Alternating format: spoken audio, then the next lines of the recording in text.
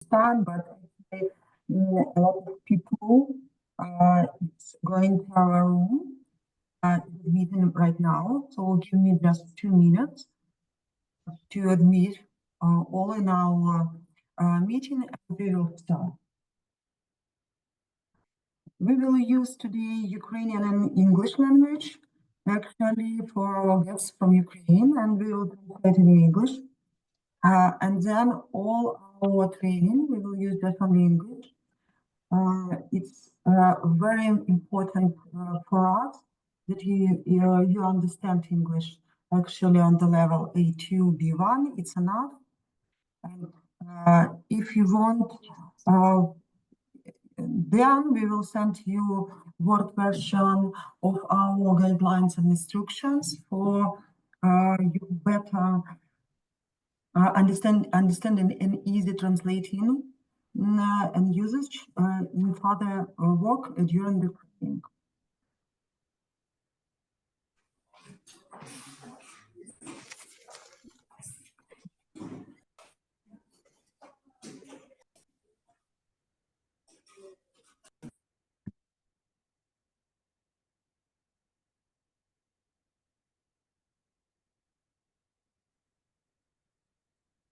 I just check my voice and connection. Give us just a few minutes.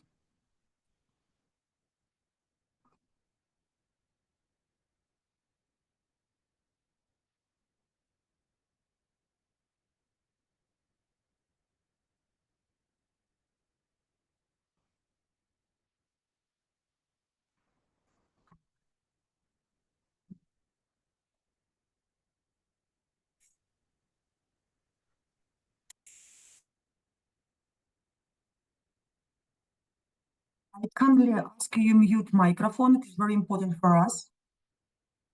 Do not disturb guest speakers when they will speak. Tomorrow we will record our meeting, and it is very important when your microphone will be muted.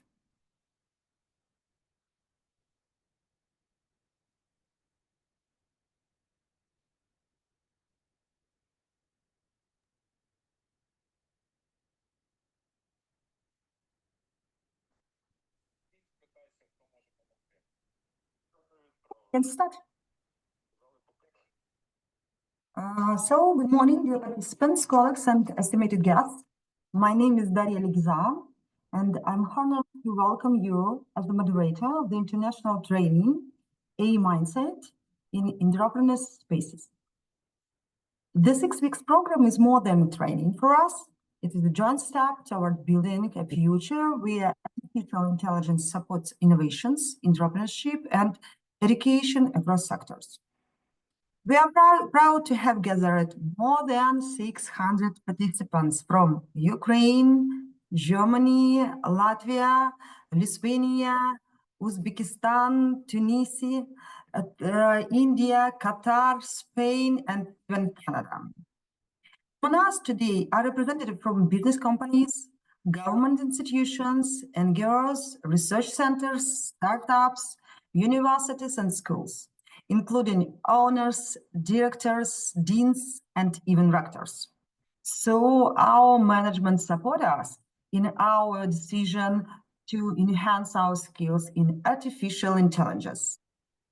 The program is funded by the European Institute of Innovation and Technology, EIT, under the EAT initiative, supporting institutional transformation and innovation capacity in higher education. And I want to see you from all big project team. Thank you for choosing to grow with us in this AI-driven journey. So, I have the pleasure for introducing Katerina Polupanova, the coordinator of the HeyTrain project from Mykolas Romeris University, Lithuania. Katerina, the floor is yours. Daria, thank you so much. Please, could you please next slide? And good morning, everyone. I'm very happy to welcome you to start our train program. And I would like to say that we are going to focus on startups, digital skills, and using artificial intelligence, and would like to transfer all these tools in the new ideas. And the project target groups are students, people from vulnerable groups, and we were going to attract women, migrants, and internal disciplinary persons as well.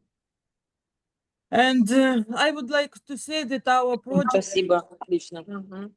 Можна написати їм, що хай вас вітає аграрка. Я прошу вимкнути звук, будь ласка. The project is a result of strong partnership between universities, research institutes, business companies, and local authorities. And as Daria said, we represent 4 countries from Lithuania, Ukraine, Germany, and Latvia. And we are going to learn from each other and make real progress. And I would like to say that from the first day of the war, we have stood with Ukraine. And this project is also to support Ukrainian education, innovations, and the people during these difficult times. In this project, we have 2 associated partners, which are here not by chance. These both are city councils from occupied Mariupol and Melitopol, which were temporarily relocated from their native cities, and now they are continue to support our communities, and we are going to help them to straight and resilient this our cities. As we have 60 participants from over 10 countries, I would like to say that it's very important to this project to work in a synergy with each other. And I would like to stress that this project is developed thanks to our early cooperation in Erasmus Plus project, which were dedicated to digital economy and social entrepreneurship. And our project is a continuation to this work. And now we would like to focus on innovations and artificial intelligence and continue the changes which we start due to Erasmus Plus project. And now I would like to give a floor to very special guests, which I'm pretty sure you all know. The head of Erasmus Plus office, Svetlana Shitikova. Svetlana is always speak about the importance of synergy between Erasmus Plus projects like inside initiative, like an outside in this initiative. And now we see that this synergy is real. So Svetlana, the floor is yours. Thank you. Thank you very much indeed, dear colleagues, dear partners, dear friends, and dear large Erasmus Plus community.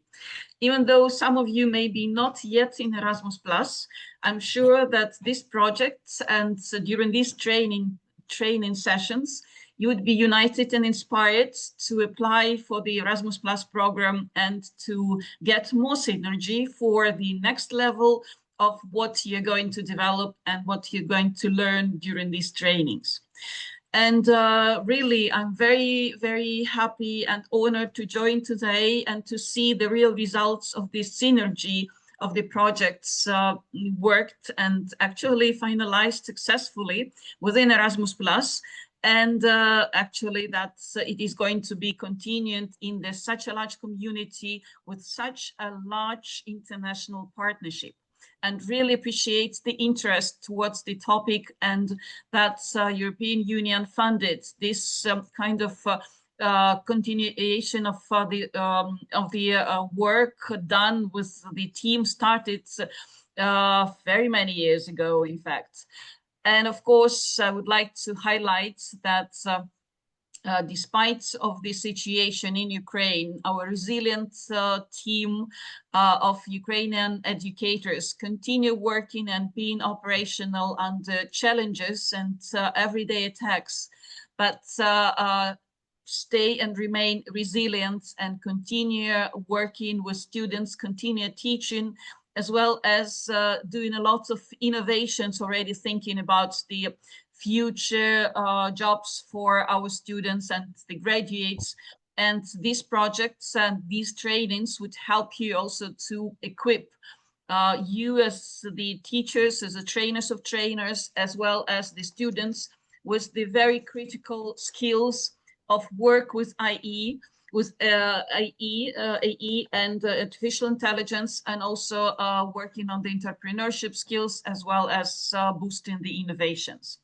And we really hope that it would also help to continue the synergy with other current Erasmus projects that actually have been implemented actively in Ukraine.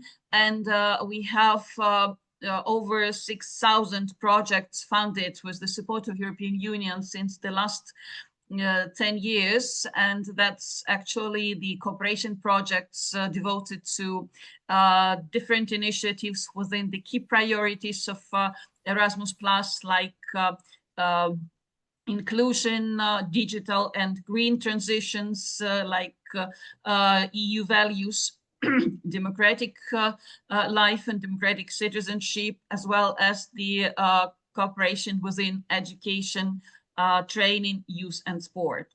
And within all these synergetic effects, we are all building the strong trust between different countries, between different stakeholders, and in order to make our education being the most successful for our students to be equipped with really extremely practical skills and competences needed at the labor market.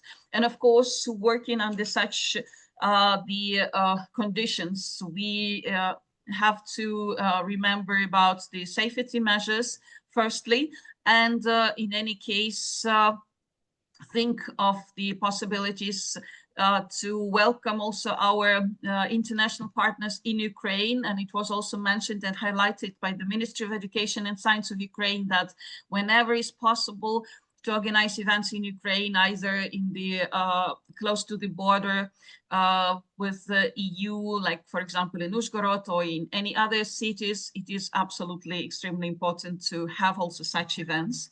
But again, as we are in Kiev and it's actually started the siren, but my first recommendation to those who are also in Kiev or in other cities where the siren started, please do not neglect your security and safety, and find the best solution, which actually in Ukraine, it's unfortunately the normality we are living in and surviving in. At the same time, I would like to highlight that actually the relocated universities who are also partners in this project from Melitopol and from Mariupol actually remain also resilient and continue working and operational again in the territory close to the front line. But all of you are absolutely the generation of resilient Ukrainians and international communities who are working currently, who are having the helping hand, like it was also done by the European Commission, and who continue working together. We really hope that there would be a possibility soon to welcome all our international partners in Ukraine and to perform normal Erasmus as we usually got used to it for many years, and also that there would be even more opportunities open. Working further together, and thanks a lot again to each of you for continuing being resilient and continue working on the innovation and creating and developing new Ukraine together with us. Thanks a lot, and Slava Ukraini! Героям слава! Героям слава! Thank you, Pani Svetlana, for your grateful message and support and continuous support for Melitopol and Mariupol. Actually, we have a lot of ballistic in Ukraine, and people go to shelters if you are in Ukraine, especially in Kiev or in other cities, and we will continue continue our messages. And thank you again, Pani Svetlana, for your support of Mariupol and Melitopol and Priazovsky State Technical University and Tavria State Agro-Technological University. Because of you, because of Erasmus project, we are together and continue our partnership. And actually, our partnership is growing right now. And on this project, we invite a new partner from Latvia, and it is Ambitions University. It is young university, but very ambitious and purpose-oriented university. It boasts of programs of business with usage of digital technologies. And I want to invite the rector of Latvia University, ISMA, Denis Jakans. Denis, you are welcome on the floor. And people. Hello, good morning once again, everyone. I'm really honored to be here. I'm glad that we are able to be partners in this wonderful project, and I think that it will bring very useful and valuable results. So I want to wish us all successful and fruitful work. And I want to say that we've always been supporting Ukraine. We're also praying for peace and wishing you finally a peaceful sky over your head, so that we could really, as you said, continue normal work, like offline work. So, but anyway, nevertheless, I'm glad that we are able to find solutions in this hard situation. So, yeah, I wish us all success, good luck, and hopefully have a wonderful day. Thank you, Denise. Thank you, Denise, for your messages for our participants, and we continue. And what I want to say you, it is very important to have a support from a local community. Right in these projects and program actually of training, we have found that it is very crucial to develop local communities from occupied territories from Ukraine.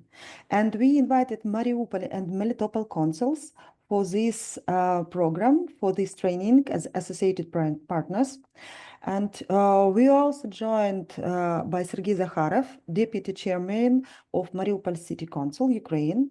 Actually, our participants, our guests, will speak Ukrainians, and we will translate this speech for you, dear partners, because we have participants not even from Ukraine, even Qatar, Tunisia, Canada, and Latvia and Lithuania. So it is very important to use international language. Пане Сергій, включайте мікрофон. Пані Вікторія, також включайте мікрофон для того, щоб можна було перекласти англійською мовою вашу доповідь і ваші вітальні слова. Пане Сергій Захаров. Доброго дня. Доброго дня, мене чутно? Добрий день. Да, ми вас чуємо. Шановні партнери, колеги, освітяни. Місто Герой Маріуполь – це університетське місто. І до повномасштабного вторгнення, починаючи з 2015 року, завдяки децентралізації, місто Маріуполь стало містом такого українського дива. І це диво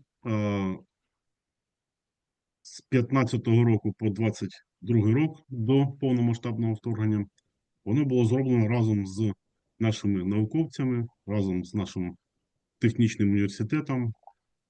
На цьому шляху був і залишається нашим партнером найстаріший на сході України класичний технічний вищий навчальний заклад Приазовський технічний університет. Разом ми проговорювали кроки розвитку міста, разом ми напрацьовували напрямки покращення, напрямки розвитку окремих фахових і дуже важливих для міста коригувань з точки зору життя міста. Ну і відповідно освітні програми, які були сформовані в університеті, також вони були прилаштовані для того, щоб місто Маріуполь бурно змінювалося та розвивався. Змінювалися технології і бурно розвивалося Пане місто. Сергію, дозвольте, я вас чуть-чуть приб'ю, тому що нам потрібно, щоб Вікторія переклала на англійську мову. Вона буде перекладати бріфлі вашу промову. Пані Вікторія. Dear participants, partners, and organizers, I would like to welcome you at this event and say that the city of Mariupol was always a city of the university communities and students. And before full-scale invasion, our city was a city of Ukrainian miracle. And from 2015 to 2024, together with our universities, we develop our city and our community. And today we continue to support the cooperation between our educational institutions and scientific institutions. We work together to develop the development strategy of our city, to improve the educational programs and to implement all the needed activities in order to support our community and improve our city and be resilient together. Можна далі. Сьогодні міська рада Маріуполя зробила дуже важливий крок як для міста, так і для держави Україна. Ми зберегли громаду в Україні. Ми створили 38 центрів підтримки в 21 місті України. Ми забезпечуємо майже всім необхідним кожного маріупольця, який опинився в скрутному стані та звернувся до нас. Це юридична допомога, це медична, соціальна, гуманітарна, освітня і інша допомога. На цьому шляху ми рухаємось разом з нашим партнером Призовським державним технічним університетом. Ми уклали договір, меморандум про співпрацю і плідно працюємо один для одного. Разом сьогодні ми формуємо найважливіші документи по відновленню міста Маріуполя при нашому поверненні, і ми віримо в нашу перемогу. Будь ласка. Today, City Council, together with Prazovsky State Technical Universities, make very important steps in order to support our community. We have launched 38 centers of support for our people who are in a great need. We provide with humanitarian, educational support, and provide some social services. We are moving forward together with our partner universities, and we are working on new politics of resilience, of development of the city of Mariupol. ПНТУ – це, по-перше, колектив фахівців, викладачів, які постійно навчаються та змінюються під умови нашого теперішнього часу. Трансформуються для того, щоб бути конкретно спроможніми в світі вищого навчального освіти. Вони постійно стають більш інноваційними, інклюзивними, відкритими. Тобто ми бачимо, що Призовський державний університет, він технічний університет, він дійсно тримається на такому досить високому рівні і постійно підлаштовується та трансформується під сучасний світ. Європейський досвід показав, що економіка міста, вона дуже залежить від розвитку підприємницького мислення та соціального підприємства. Це те, що підтримує Призовський державний технічний університет. Ми завжди підтримували стартапи та нові проекти в освіті, а зараз, коли таких сенсів набирає ще і штучний інтелект, ми розуміємо, що світ навколо стрімко змінюється і потрібно під це не тільки прилаштовуватися, але й вивчати та здобувати новий рівень освіти. Тому ми підтримуємо розвиток системи менторства, створення сприятливих середовищ для реалізації інноваційних ідей, підтримуємо проведення міжнародних школ фрілансу і підтримуємо Призовський державний технічний університет. Дякую вам від імені міського голови Вадима Боченка. Our teachers are hardly working on improving the quality of education and on transformatization of our education. They put a lot of efforts to make today's education more innovative, more inclusive, and we as a city council are working together with the Prazovsky State Technical Universities to support all their initiatives and to integrate into the international community. We understand that today's development is depending on new business innovations, initiatives, startups, and so on. And we understand that world is not staying on one point. That is why we support the activities, we support all the international programs, and we are working together for the better future. Thank you all. I'm sorry, could you mute a microphone, please, guests and our participants? Could you mute microphones? Thank you. Thank you, Mr. Zakharov, for your presence and encouragement not even Prazovsky State Technical University and our training program too.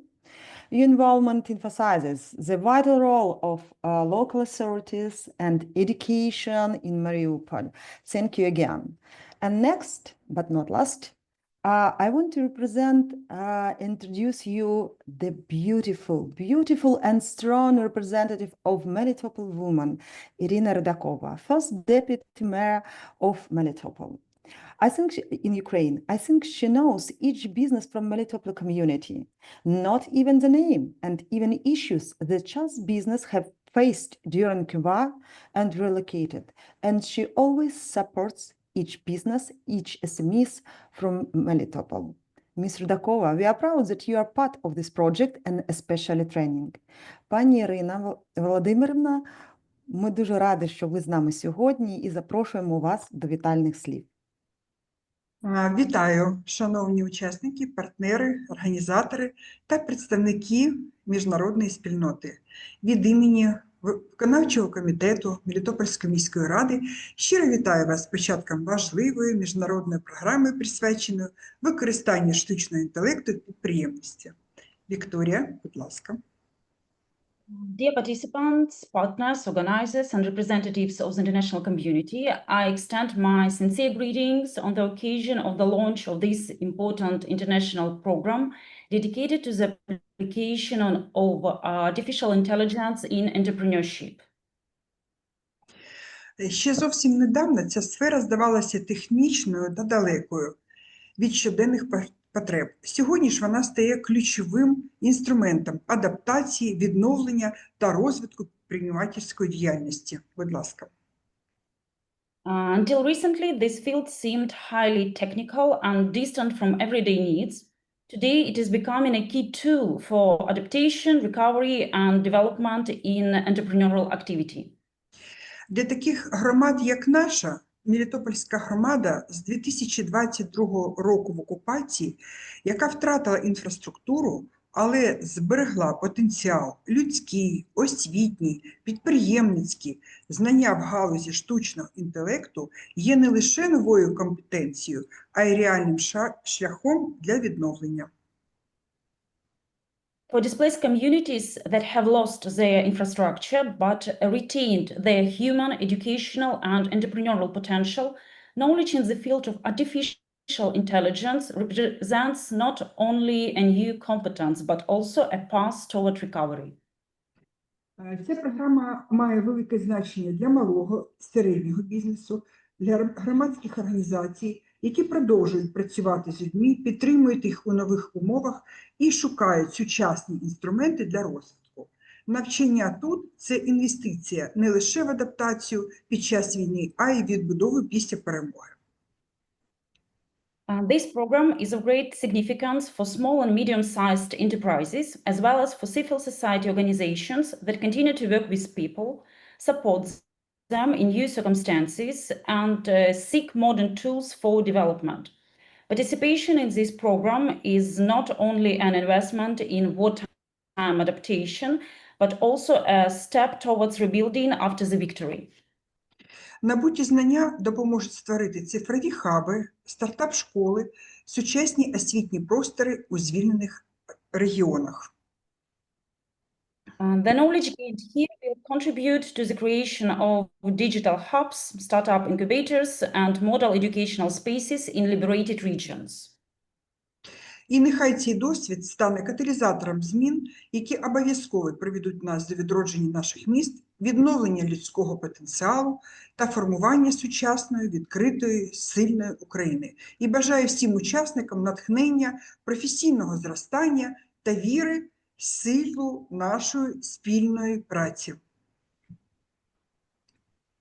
May this experience serve as a catalyst for change, leading to the revival of our cities, the restoration of human capital, and the formation of a modern, open, and resilient Ukraine. I wish all participants inspiration, professional growth, and confidence in the power of collective efforts. І Thank я you. дуже вибачаюся, у нас зараз тривога, і на Запоріжжя у нас загроза дуже велика, тому ми спустимося в приміщення безпечне. Дякую дуже.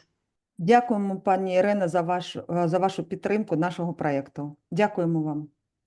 Thank you, Ms. Irina, for your support of our project, and we continue. So I want to invite you, the other strong women who relocated from Mariupol to Dnipro, who modernized and revealed the biggest one of the biggest relocated university from occupied territory, and he saved not just information, but even people. And I want to introduce you Alena Khadjinova, rector of Priazovsky State Technical University, the partner of the project and the project team of this training program. Щиро вітаємо вас на нашому тренінгу, і дуже приємно бачити вмотивованих, активних, зацікавлених людей, які прагнуть до розвитку та вдосконалення. Перекладач. Thank you. I sincerely welcome all the participants, and it's a real pleasure to see so many highly motivated people who are ready to work together and to study together today. І цей тренінг не лише можливість здобути нові знання або навички, а й ще й поділитися власним досвідом, обговорити ідеї і поставити запитання. Тож бажаю вам цікавого навчання, корисних інсайтів і приємних вражень від спілкування. This training program is not only about gaining new knowledge, it's also about sharing your experience, making your own decisions, questions, and supporting of each other. So I wish you valuable insights, fruitful cooperation, and good study to everyone. Thank you. Thank you, Pani Elena. Thank you, Ms. Khadjinova, for being with us today and for your leadership in promoting of digitalization in Ukraine last 5 years. With an Ukrainian higher education, with your university as an example of digitalization, we will develop new country, and not even our country, even Europe. Thank you. And I want to present the next guest speaker. It is a speaker who is invite you today in the project team, because Dmytro Motorny Tavria State Agro-Technological University is a moderator and responsible task activity operator for the training program. So we would like to finalize this open session with a speech of the rector of the Dmytro Motorny Tavria State Agro-Technological University, Sergei Kurchev. Sergei, we are welcome on the floor. Пане Сергію, будь ласка, включайте мікрофон. Ми раді вас бачити як людину, яка приймає цей тренінг і є організатором і модератором цього тренінгу для всіх учасників. Дякуємо. На вам. английском языке будет. А тут такое. Шановні Пані партнери, Юрію, вимкніть зараз. Вимкнути, пане Юрію, вимкнете, будь ласка, мікрофон. шановні партнери, тренери, колеги та гості, велика честь і приємність для мене відкривати цю важливу подію, яка об'єднує людей, ідеї та технології з Литви, з Латвії, з Німеччини, України навколо однієї з найактуальніших тем сучасності штучного інтелекту та його ролі в освіті, підприємництві та суспільному розвитку. Dear partners, trainers, colleagues, and guests, it is both a great honor and a pleasure for me to open this important event that brings together people, ideas, and technologies from Lithuania, Latvia, Germany, and Ukraine, around one of the most pressing issues of our time, artificial intelligence and its role in education, entrepreneurship and social development. Сьогоднішнє стажування не просто професійна подія, це вікно в майбутнє, яке ми відкриваємо разом. У світі, де знання застарівають швидше, ніж встигають потрапити до підручників, міжнародний обмін досвідом є критично важливим. Лише діалог з іншими країнами, системами, експертами дає нам змогу тримати руку на пульсі змін, адаптуватися і діяти на випередження. Today's training Пане Юрію, будь ласка, вимкнете, будь ласка, мікрофон. Це як ви мені кажете, то я не знаю, Да. як його вимкнути. У мене тут А організатор може вимикати мікрофон. Вимкнули, це дякую. я зараз вимкнув. Ми зараз вам вимкнемо. Пане Сергію, продовжуйте, будь ласка, вибачаємося. Пані Вікторія. Today's training program is not merely a professional event, it is a window into the future that we are opening together. In a world where knowledge becomes obsolete faster than it can be written into textbooks, international exchange is critically important. It is only through dialogue with other countries, systems, and experts that we can stay attuned to change, adapt quickly, and act proactively.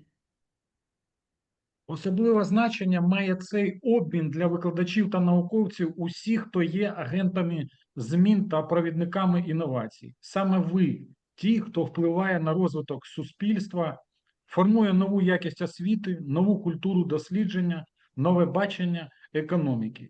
І саме вам необхідно сьогодні здобути нові знання та навички у сфері штучного інтелекту, щоб бути не просто спостерігачами технологічного процесу, а його ініціаторами. This exchange is of particular significance for educators and researchers, all those who are agents of change and drivers of innovation. You are the ones shaping the future of society, redefining the quality of education, promoting a new research culture, and building a forward-looking vision of the economy. It is essential that you acquire new knowledge and skills in the field of artificial intelligence, not merely to observe technical progress, but to lead it.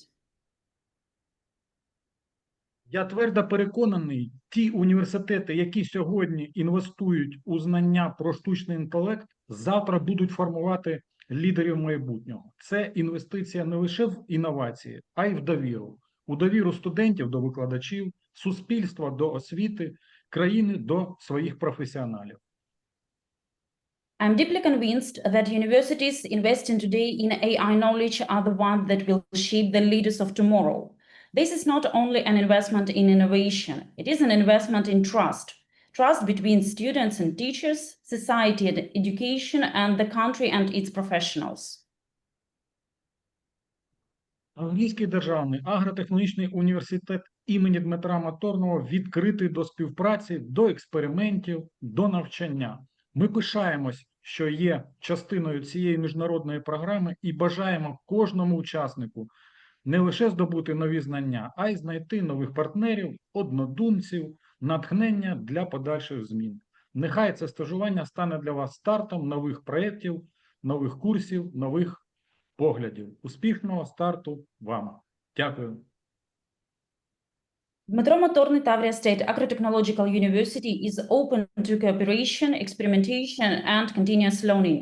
We are proud to be part of this international program and wish each participant not only insights, also to find new partners, like-minded colleagues, and lasting inspiration for future transformation. May this program become the launchpad for new projects, new courses, new perspectives. Wishing you a successful start, fruitful learning, and inspiration and every step. Thank you. Thank you, Mr. Kirchev. Thank you, Victoria, for your translation. Thank you, Sergey, for your dedication to academic excellence and for empowering our team and support our project and all your efforts that you have done during application process. That because of Olena Hadjinova and Sergey Kurchev and Denis Dragons and other rectors, this project is running right now, and we now is organizing such amazing training for you. So we can start our training. Today you have the first info session from Mykolas Romerio's University, Saulis Kromalkas. The lecture is about AI-driven strategies for innovation and competitive market position. Saulis, you're welcome. We have just 2 minutes to check your presentation is running. And while you share your presentation and turn on the microphone, I want to thank again all our guest speakers who were today on this our open session. For Denis, Sergey, Olena, Svetlana, Pani Irina, and Sergey Zakharov, and etc. So thank you participants. Saulis, we see your presentations. Just try to turn slide to check that it's working, and after that I will turn off. Okay, it's good. Hello, nice to meet you, some colleagues again and again. You know, it's I'm happy to be here today with you, and yeah, it's a hard situation in all of us, our lives, and but the most important thing is to stay together, work together, create something together. And in this case, today is quite a good topic to speak about the innovations. So as we are working, I mean we, when I tell we, I mean the scientific environment, scientific people. I have in my mind my Rotary Club. We are working together more than 10 years with Ukrainian high schools, with Ukrainian Rotary clubs and business schools. I mean the children business schools. And you are creating a lot of innovations, especially probably you changed your way. You are creating in this way a lot of innovation in this war situation. A little bit different innovations, but you know, you are one of most innovative countries in Europe, and I can tell you honestly, before the war, I was visiting Ukraine more than 10 times per year, and yeah, you are most incredible and creative people what I met. The topic what we will speak today, it's about the innovation. It will be about the strategies. It will be about the market and positioning. And probably some of you have some experience. And today or after the topic, or probably in second steps, we will share our experience. We will create probably some new products or some new innovations. And that's the aim of this project. So, you know, the innovation alone is not enough. And for the innovation, we should create some strategies because to have only the great ideas, it's a big fail. So we will discuss, we will have today some examples. We will see some global examples.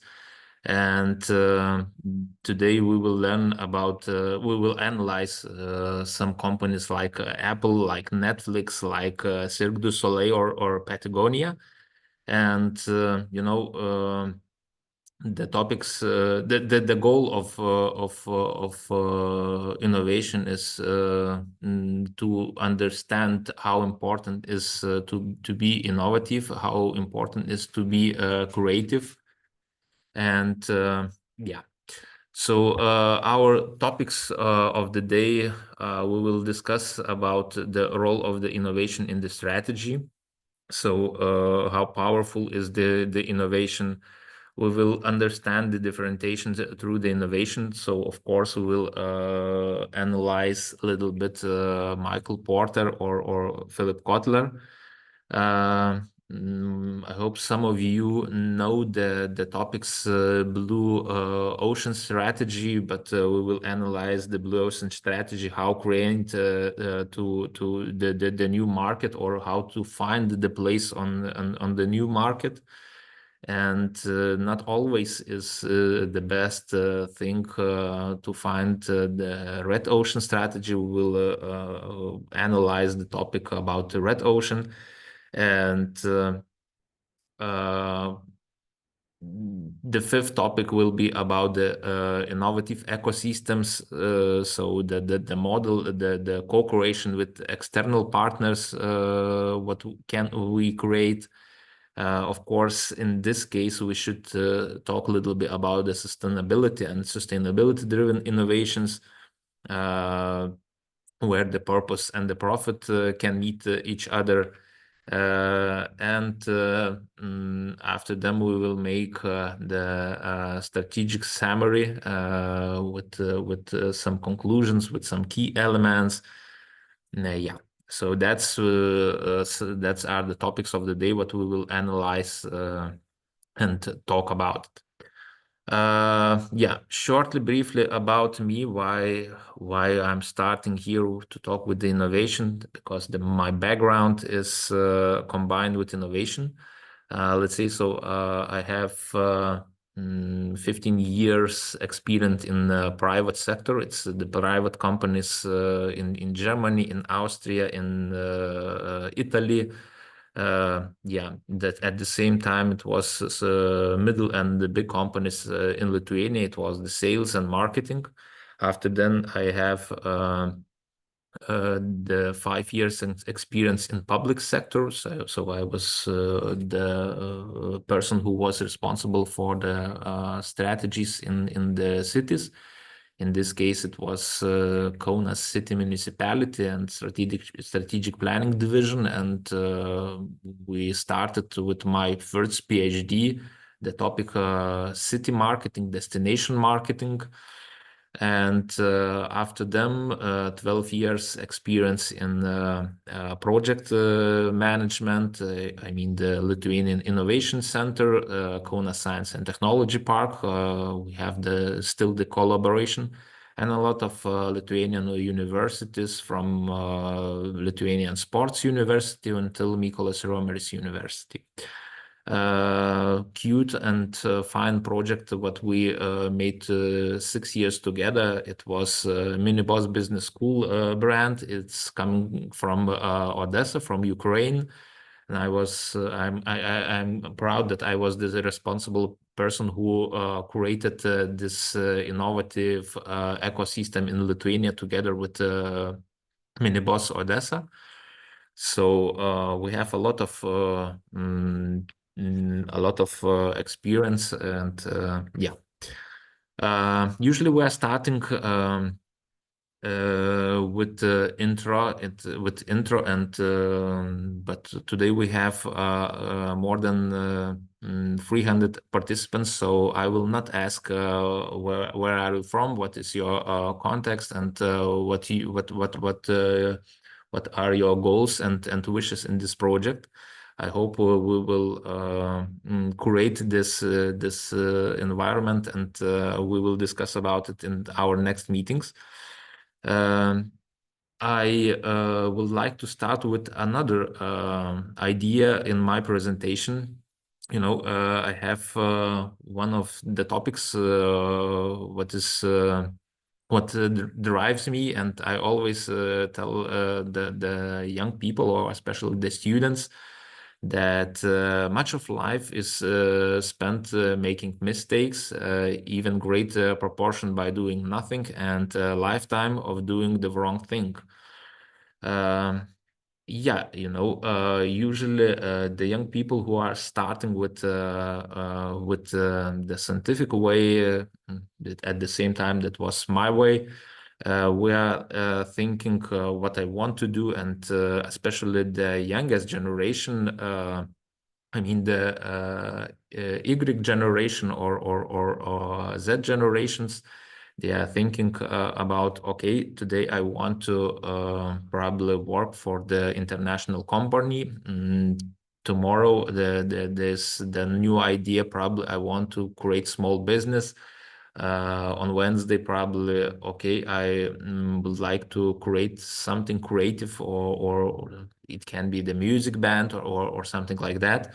And on Wednesday or Friday, I should meet my friends and discuss what we want to do, who we are, and what we want to do. And, you know, that's the thing, you know, we are looking, I mean, the young people, they are looking for itself, what to do. And partly it's a good way. It's a good way, but you know, the best idea is to create something, to make even in the short period, to create some projects, to analyze. Short project, for example, it can be 6 or 8 months, and yeah.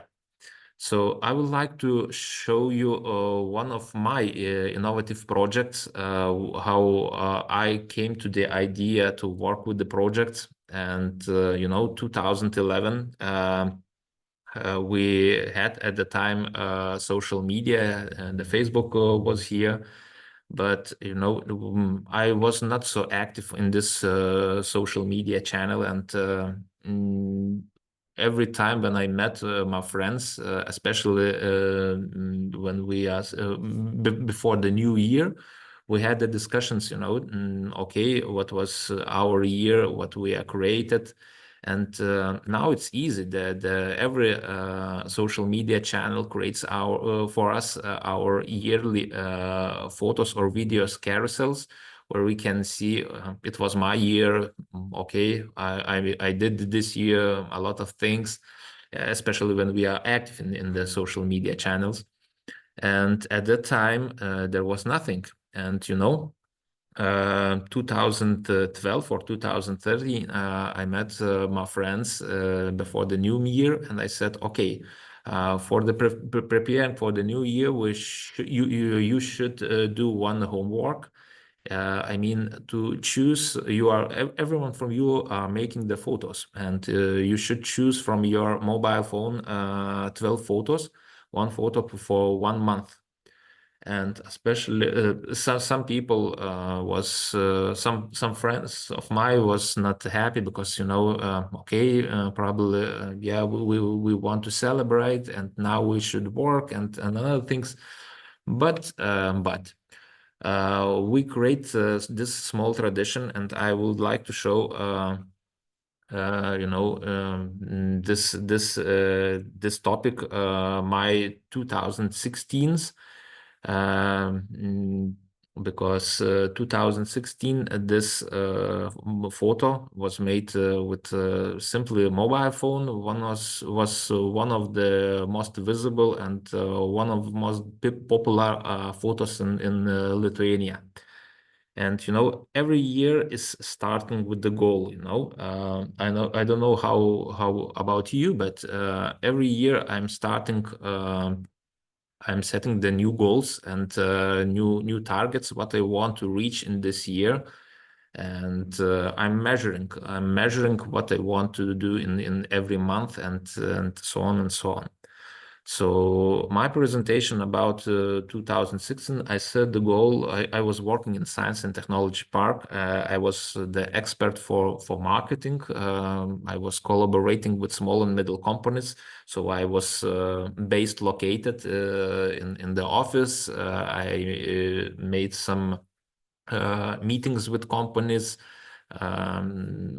trying to find some startups or young people. Yeah, I was totally local, and my goal for 2016 was I wanted a little bit travel. And the January, it was very cold, 2016, it was -20, and my traveling, I was head of tourism department in another college in Utenau University of Applied Science. And I was visiting the college 3 days per week. Another 2 days, I tried to own my private brand, and there is the photo. My first seminar about marketing topics for small and middle companies and the problems. And you know, the situation, it was quite interesting that because there was the small group, and we started with evening seminars. We analyzed it, and the market, there is any evening seminars, and me and my friends, we choose the opportunity to offer for the market 2-3 hours seminar where you can get some knowledge after your work, funny, but you know, with some tips and tricks. And in February, I'm getting the opportunity to connect to the big Italian company, like a sales head of the sales department. So I'm going to the Italy. I have the scholarship. I'm flying back, and I met my friend, my favorite basketball player, Mantas Kalnietis. In March, I'm still developing my personal brand. We are working with evening seminars. I'm still working like expert. I'm teaching in 2 universities. I'm getting the invitation to visit Lithuanian Seimas and to have the topic there. Yeah, that's great. In April, we're developing our projects. We're involving the students, and together with the students, we are creating some small test, let's say, so marketing cases for middle businesses. So meetings with companies, presenting what we can offer, starting with brand creation, brand analysis, until the photos. And in May, I'm going to again to Italy, to the exhibition, one of the biggest exhibitions in the sector, 1 time per year. Yeah, so teaching on 2 or 3 universities, my own business. At the same time, sales head of the sales in Italy company, and you know, yeah, I'm still running. And in May, yeah, one morning I wake up, and you know, I wake up on the hospital. The doctor is coming and measuring my blood pressure and asking, you know, are you crazy? Because what blood pressure you have normally? Because now we find that you have 220 again 320. And it's after when they brought me to the hospital, and I can't remember anything. You know, you can do a lot of things, but you can run. But this lesson gave me another lesson, that I should choose some priorities. I can have a strategy, I can have big wishes or big goals, but at the same time, you should have some priorities. And everyone is limited. Your time here is limited. Some things is limited, and the projects what you are choosing, it's about the priorities. So in June, I took the decision to have some holidays. I came only to my students to celebrate with them. And in June, I had another opportunity. 7 or 8 people is writing me on Messenger. So we have another project, and I said, no, I don't want any projects. I'm full enough. But it's especially for you, you know. In Lithuania, there is starting new project, Professional Traveler, and we didn't had in Lithuania any projects like this. This project was built by one of the companies, by private companies. It was based, let's say, so more like a marketing campaign. But in the global environment, it was not the innovation. Similar project was in Australia, where the professional traveler, the winner of this contest, was the goals or the tasks, let's say so, of him was to go to wake up morning, to drink coffee with the tourists, walk around a small island, to create the environment, discussions, and other things, you know. And they are starting with this project in Lithuania, professional traveler. Okay, for the first time, I don't wanted to take this project, but you know, after them, I read the advertising. You know, they are offering 1,000 euros per month. What you should to do, you should visit some spa centers, some restaurants or another locations, beautiful locations in Kaunas, because sorry, in Lithuania, and that's your job. You know, you should write 2 articles. You make one movie per one place, and about 100 or 120 photos from the location. Yeah, it was quite interesting. Yes, because from myself, I'm, let's say so, more marketing person, sales and marketing person. And I said, okay, I would like to participate there, probably. And more than 1,000 people wanted to have this job. So after 2 weeks, they said, okay, you should create some video, and this video should represent you.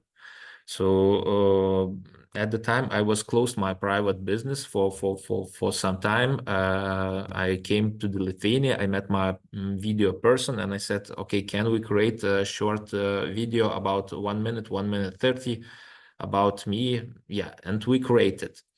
After then, they chose 10 people, and after them, they started with the voting. So 10 people from 1,000 people, and you can, every potential, let's say so, person who was interested in this project can vote one of the 10 people. So the duration was 4 or 5 days, not more, I think. And let's have the imagination, 5 days I'm the number 1, and the last day suck, and I'm the second one, because one young pretty girl from Vilnius became from the site 2,000 voting points and or likes, let's say so, and that's it, you know, and it's done. So I was more than happy, because I had the experience. I had the opportunity to have the to have the conversation with another participants. At the same time, new marketing experience in this innovative project. In one day, I'm getting the call, and the person is who is calling me telling me that I'm the number 1, I'm the winner, and I have 5 minutes to choose to participate in this project or to reject him. And okay, I said, okay, I should make 2 calls to my girlfriend and to my mama, and both of them are telling me that that's your choice, that's your experience. Okay, so in July, I'm starting with this project. And you know, at the time, there was any influencer definition in Lithuania. There was any influencers like not only definition, but like a people, you know, who are who are filming yourself, or you are trying to film yourself and to create the video content in to the social networks. And we lost on the beginning of the project our media partner, because there was some conversations with the media agency, between media agency and the company who was the organizer of this project. And there was the task for me to make a much more attractive content, and to present this much more attractive content, especially when you don't have one of the channels or the leading channels. After 1 month, I understood that I can be the influencer, you know, because every location what I had, I was going to the location. I was trying to film myself with the front camera. So first of all, I should change the mobile phone because the front camera was not enough for the filming. After that, when I switched the mobile phone, I said I can look myself every day 15 16 hours per day to look at myself. I'm not so narcissist, and yeah. And I went to the organizers and I said, guys, I'm changing some part of my budget, and I need some team, and team probably will see some situations from the local side.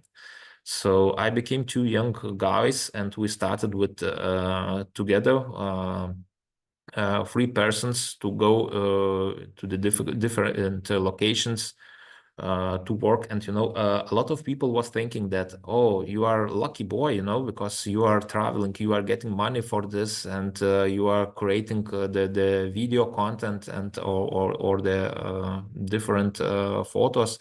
You are enjoying the life, but under this lucky poster is a lot of hard work, because you should create the content, and create the content, it means you are working until 1 or 2 hours at night, and you should wake up at 5, for example, like was in the situation in one of the hotels in where was located the Lithuanian basketball team. And the staff is going very early to have a breakfast, and you should to film this all things before they didn't start to eat. So all beautiful you should make a pictures with all beautiful things of the tables, you know. So it was quite interesting part. It was quite innovative project. There was a lot of new people, opportunities to meet them, and yeah. So yeah, in August the project was stopped because all Lithuanian tourism infrastructure was full. So I went to the Balkans to have some meetings and presentations there. In September, I'm trying to finish this project at the same time with my Rotary Club. We are making another project for the small companies who need some help about the visualization. October, the project was finished. I started with my students, Erasmus students, visiting another countries, and at the same time to create to work with a sport club. And that was my first, let's say, so after the business was stopped, client. And in November, I'm working with again with municipality. We are working together how to renew the Kaunas parks and the green zones. And in December, again visiting the high schools with the presentations, with the lectures. Yeah. And can somebody remember what was my goal of the year? What I set for 2016?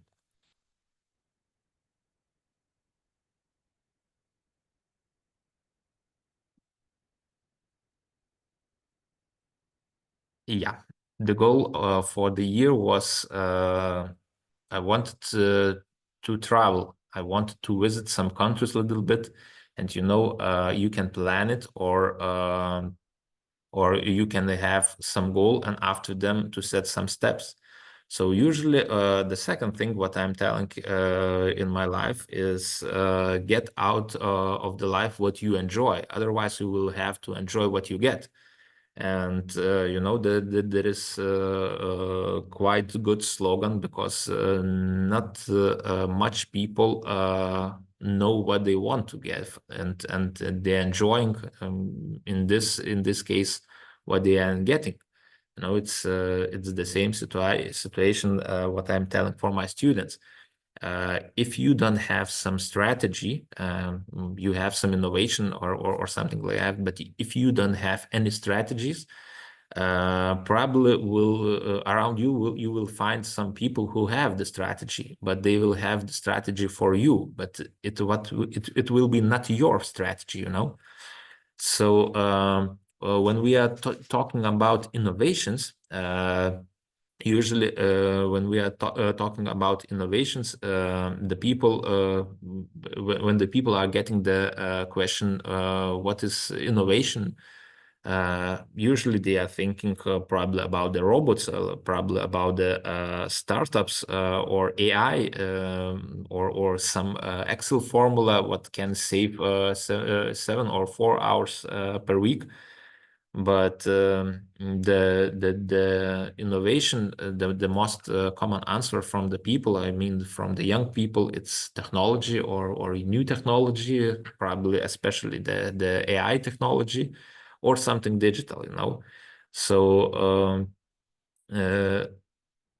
this is not wrong, but is partially right, because the innovation has become strongly linked to Silicon Valley, and high tech often offers this meaning innovation, and sometimes innovation looks like a spreadsheet that saves your time or can save your I don't know money in different cases.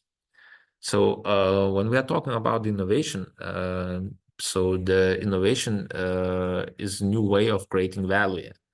What does it mean creating value? You know, the organization, this value can be by the customer, this value can find by the organization, this value can be found in the market, or ideally it can be all three things on the market. Usually we are starting with the startups with brainstorming, but you know, the innovation is not the idea from itself. The idea to put in the practice, the idea to measure the results, to understand the improvement for the marketing, that's the innovation. And usually we started 2012 in Lithuanian Center with collaboration with Lithuanian universities.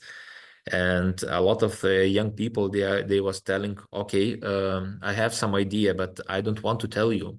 Why? Because it's totally secret. Yeah, and you know, after 2 or 3 years, they don't have they didn't anything, but they still have the innovation, and in 1 or 2 marketing channels, they can see that somebody created something, and okay, I'm totally sad because you know, my somebody was stolen my innovation or my idea. That's not right, because if you have some idea, you should start with work with the idea, and you know, according the OAC, the Oslo manual, the innovations can have 4 types. It can be product innovation. So product innovation, it means that we have something new or improved what we are offering. Of course, we can have the process innovation. Process innovation means from itself that we can do something better, that we can do something faster. For example, we are doing some fast food or hot dogs, and you know, what can we how can we optimize this process from itself? Can we make it cheaper, or you know, the third part from Oslo manual is the business model innovation. So changing how value is captured, and the business model from itself, what we can offering something new or something, but what was what the market not have. And the fourth type of let's say, so type of innovation is experience innovation. So how people feel about the interaction. So we should, in all these 4 types, we should measure. Sometimes some people, young companies or students ask me, so how can we measure the innovation and other things? And in this case, we have another definition like test marketing. So we are making some questionnaires for the potential customers or potential customers groups. We're analyzing the answers and there's a lot of things how to measure, but usually young people, what they have understanding. I have a brilliant idea, and if I have a problem, probably everyone has the same problem, but isn't so. And when we are talking about this 4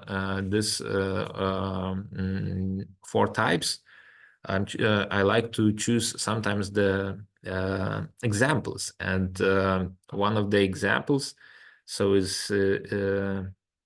is about IKEA. So innovation doesn't always means that the product something. It's about reinventing the experience. So the customer have some experience, and the changing, let's say, so of the experience is also good. Because the IKEA faced the no problem that people struggle with furniture, and the struggling, it means the furniture assembly. So they hired logo designers to help, and they created together the project how to make the instructions more visible. So the Lego designers helped IKEA engineers and IKEA marketing team to develop this all papers, and they created the new instructions how to build the IKEA furniture, and they tested, and the result, the manuals that look like some IKEA manuals now looks like puzzles. You should turn, you should combine some things, but it works, and at the same time, what is the innovation, what they changed, and they didn't change the product, they changed the user experience. And in this case, IKEA innovated the customer experience from itself. So it made IKEA more friendly for the users. It made the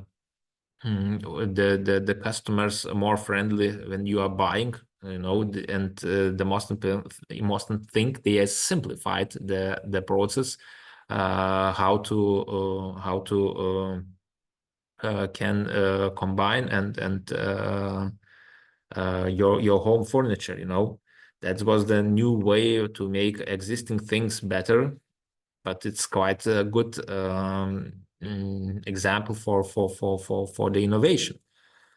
When we are talking about another example is the Domino Pizza, and probably some of you know this brand. In Lithuania, this brand is more than 10 years. They was not active with the marketing, but in the market of United States or another markets like Germany, they are visible, and they are quite good visible, and they wanted also change the behavior of the potential customer. And what they created, one of the marketing campaigns at the time was to create a real physical button, and by pushing the button you are offering the pizza. How it was made, so you are buying, for example, 5 or 3 pizzas, and you are getting the button, or you can buy the button. The button is connected on the Bluetooth with your mobile phone, And of course, you should download the app. The app was from Domino Pizza. You should fill some issues about your name, surname, about your credit card, and other thing. And everyone, when you was of course the address, and everyone when every time when you was pushing the button, you ordered the pizza, you know. So what was innovative in this case? So they reinvented the ordering process. The pizza from itself, it was like a lot of another pizzas, but there was innovative the process from itself, you know. And there is the example of the process innovation and plus user delight. So they generated the button looks like a mini pizza, and you know, the Simon Wallace, the sales and marketing director, they measured, of course, the results of this campaign. Said that the Domino app was downloaded more than 10 million times, and now a lot of people. It was, of course, it was funny, and more than 75% people orders and using this button. So when they measured the customers' emotion, a lot of people said, okay, wow, that's cool, that's funny, because you know, usually what we are taking the phone, making some calls to order something. So this example shows how small interface innovation can have, I would like to say, a big impact for the market, and at the same time for the potential customer experience, you know. When we are talking about the innovation types, the third example is Nike hands-free shoes. What does it mean? So Nike asked the powerful designer question: what if you can put the shoes without using your hands? And of course, they measured the market. There was a lot of people who had the problem, but first of all, they made the market segmentation, and there was the parents, the older people, there was the kids who can do this. Of course, people who have some physical things, well, you can have the shoes. So the result was Fly Ace line shoes, and it's was simply to use it. And this great example is the innovation, you know, about the disabilities who love a lot of people. So in United States, partly in part of Europe, they made a big sales, and Nike provided that innovation rotated accessibility, so they can lead a broader market. So the product also tells has a brand story, and you know, Nike stands for breaking barriers and for the movement. So you know, this product it's very good combined with marketing slogan of Nike: just do this, you know. This innovative product like hands-free shoes. Another example is the New Zealand Air. So New Zealand Air, they created the video campaign where was presented during the flight. You know, usually we have some people who are explaining what to do or not to do in case in case the crashing, and you know, they created the video together with Lord of the Rings persons, And it was like a mini movie completed with hobbits, with other things. And why is the innovation? So the entertainment to a mandatory process. So they explained the mandatory process in another way, in similar way for the potential customer, and they analyzed that the potential customer or the customer who is using New Zealand Airlines is the families. So yeah, so the virus, the video went viral globally, and millions of people tried to watch to understand, and of course it turned into regulatory requirement into marketing assets.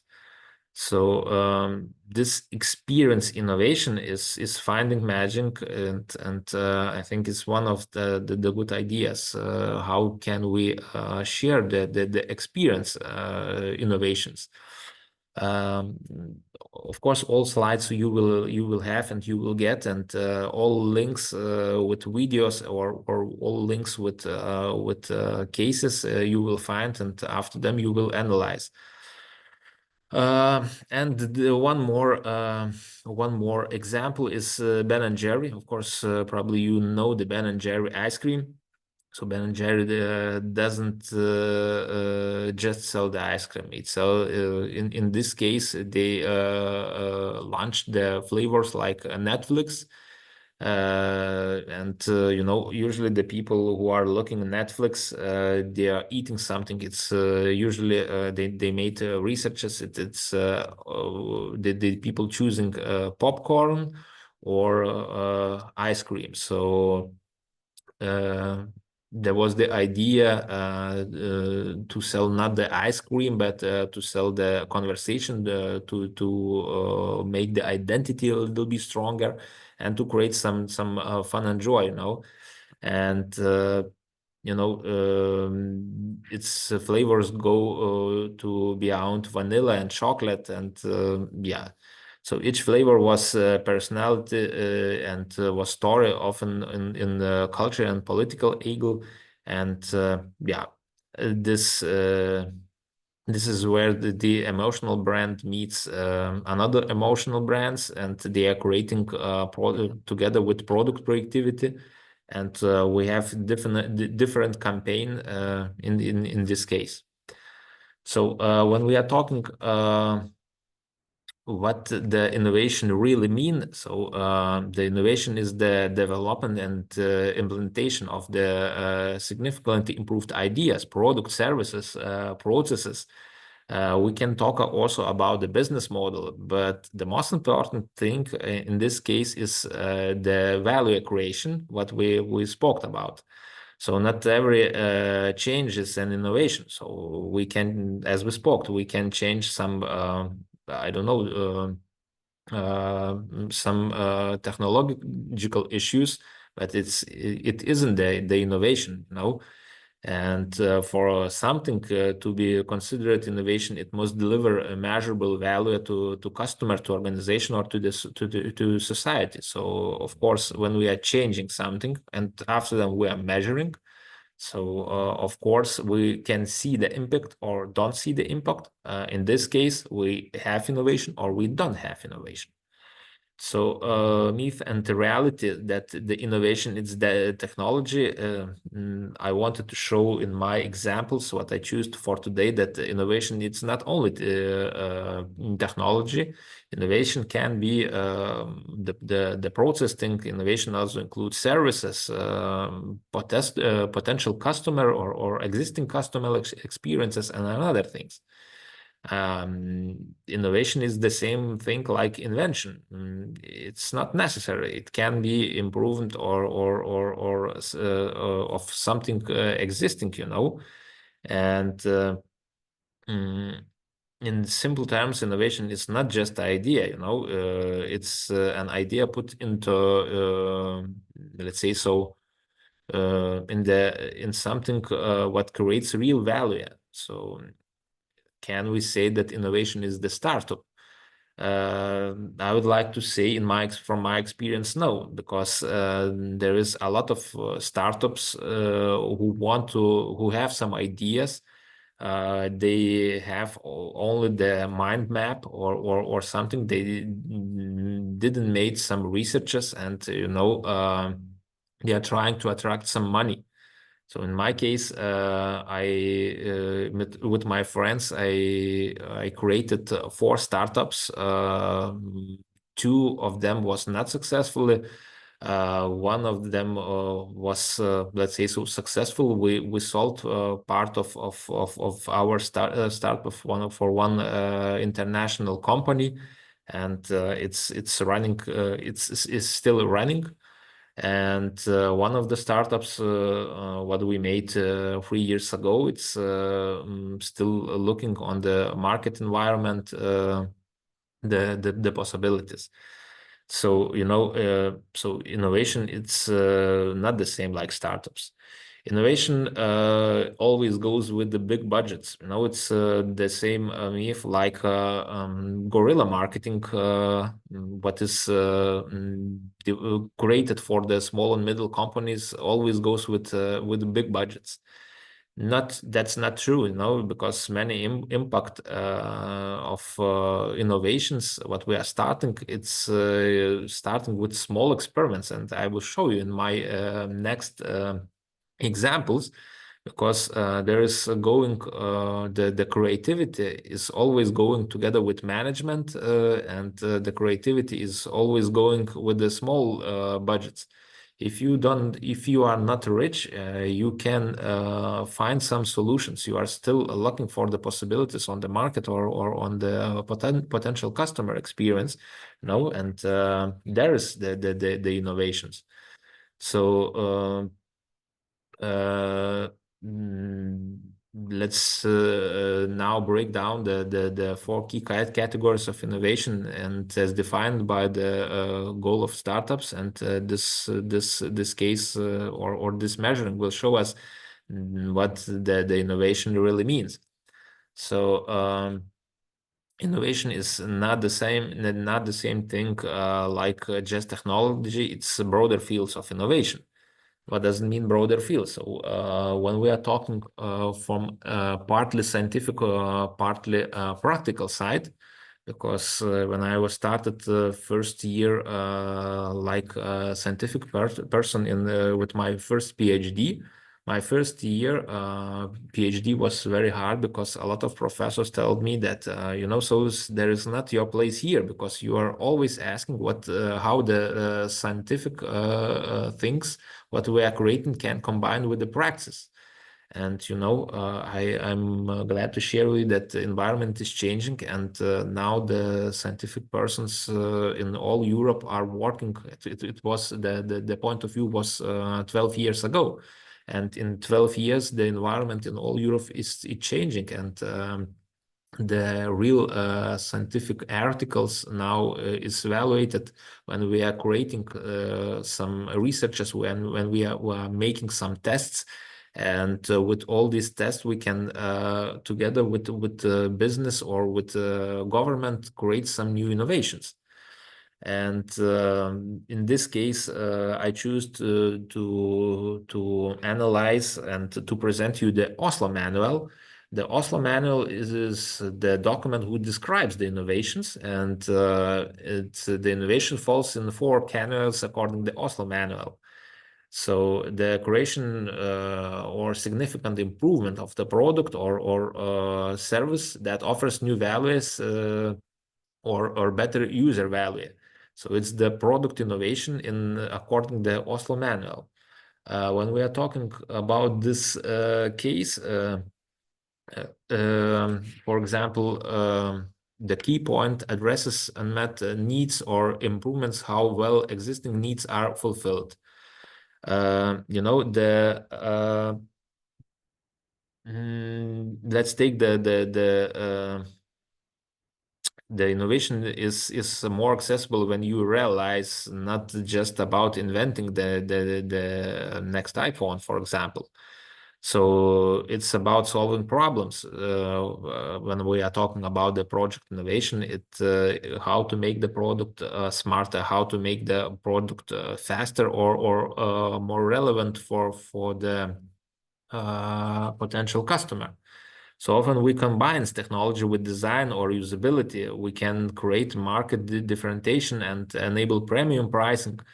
But I'm sad because a lot of young people who want to start with the businesses, they are starting with price crashing. Price crashing, it means, okay, I can find some, for example, find some markets where what I like, or I'm choosing some markets with the product what I like. Okay, I trying to make some product innovation how I understand, and in this case, when we are creating some product innovation, let's say so, I'm making the price crashing.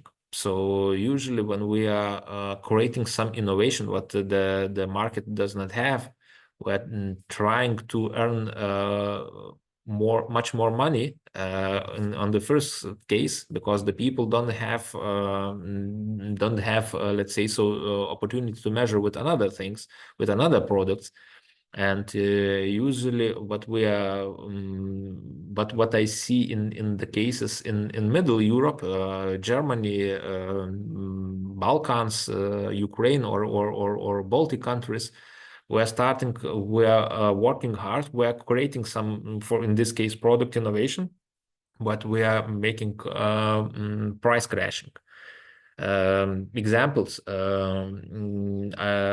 20 years ago, I started with the Windows business, and I was the supplier of one big German company. And what we offered for our potential customers, my potential customers was the companies who was producing the Windows, the plastic Windows for the end user. So I was not so attractive in this case, because I was middle concern from Germany. There was not the biggest concerns. What we made, we offered the marketing support, the marketing knowledge, how to work on the market. We made some innovations, let's say so, what the another competitors does not have. And a lot of my small companies, what I gave my knowledge from the concern, they create something innovative. For example, innovative window with is much more warmer than usually windows.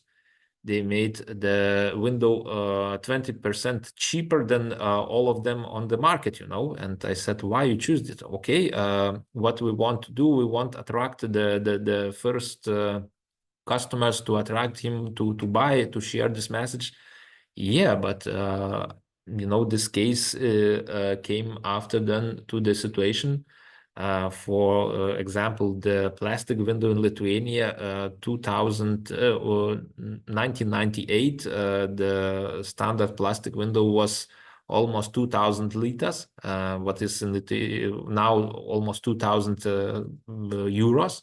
And now it's about 300 euros. So in all these cases, they was made with new elements, with new things, but by the price crashing, and it's not the right way. Another examples, when we are talking about positive product innovations, we can analyze the Dyson. Dyson renovated the vacuum cleaners, so they reinvented airflow mechanics, and there was the opportunity to clean your house in 60 minutes. You have the same power. You can go around, and there was the new technology.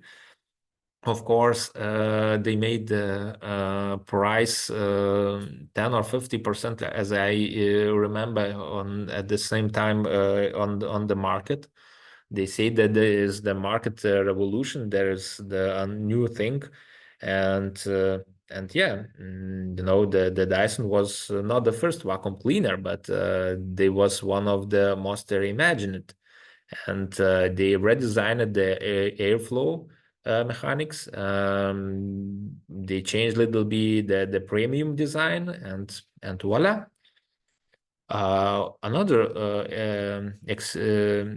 Another example is the Lego. So the Lego usually we know as like Lego for the kids, like a Lego educational thing, and that's it. But Lego changed the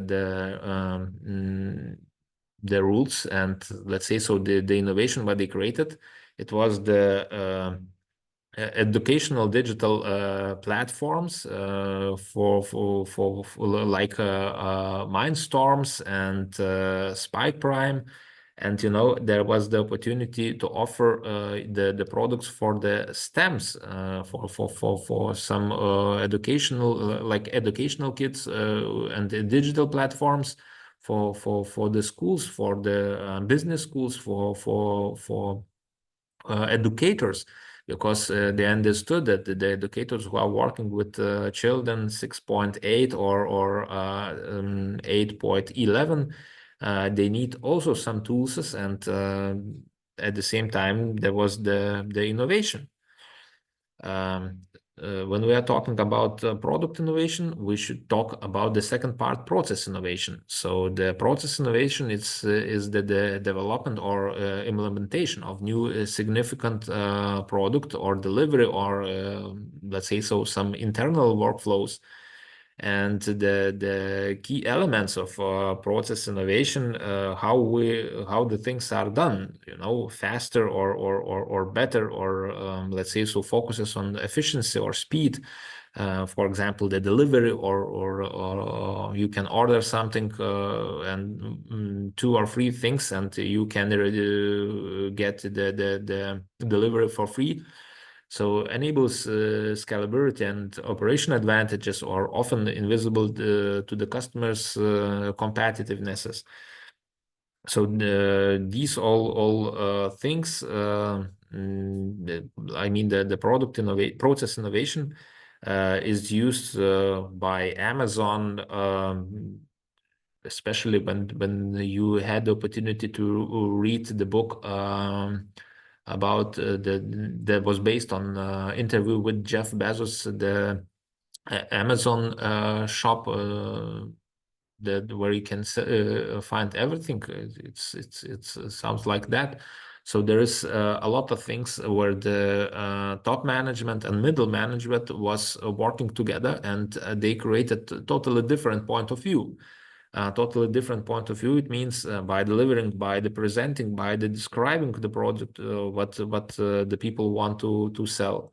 Another example is what you can see in the slides, is the Zara. So that's the agile production model that reduces time to the market from months to 2 weeks, you know, and 1980 Zara describes the fashion industry while, because they created the fast fashion model. So there was innovative things, because the designs go from sketch to the store under 2 weeks, you know, and at the same time the Emporio Armani or another brands, they was working years or more than years for in this market.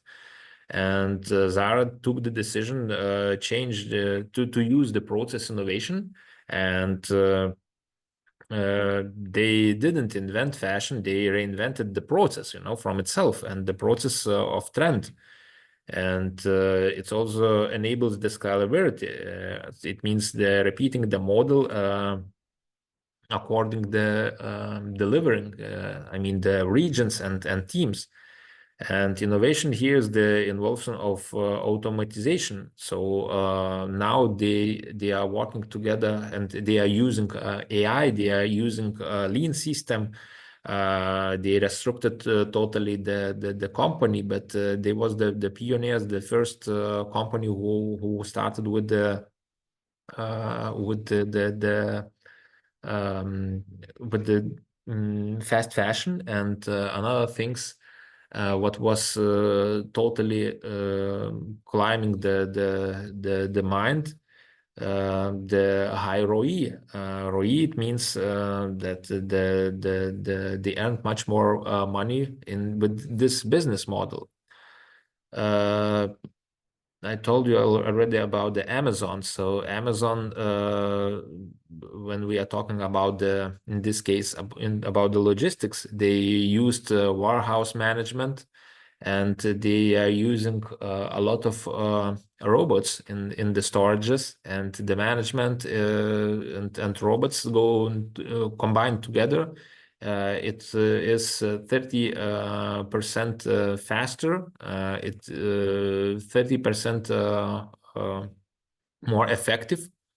Yeah, and in this case is one of the let's say so another of successful examples. Organizational innovations based on the Oslo Manual is the adoption of the new practices in organizational structure. So the workplace, the culture, the decision-making, or human resource management. And, you know, their organizational innovation can be adopted by universities. Because we have in Lithuania some universities who change who are using the organizational innovations. So they are telling that the universities are more modern. They are offering some research possibilities. They are offering some collaborations with companies. They collaborate with companies and offering some, for example, opportunities to earn additional money, and after them to have working places.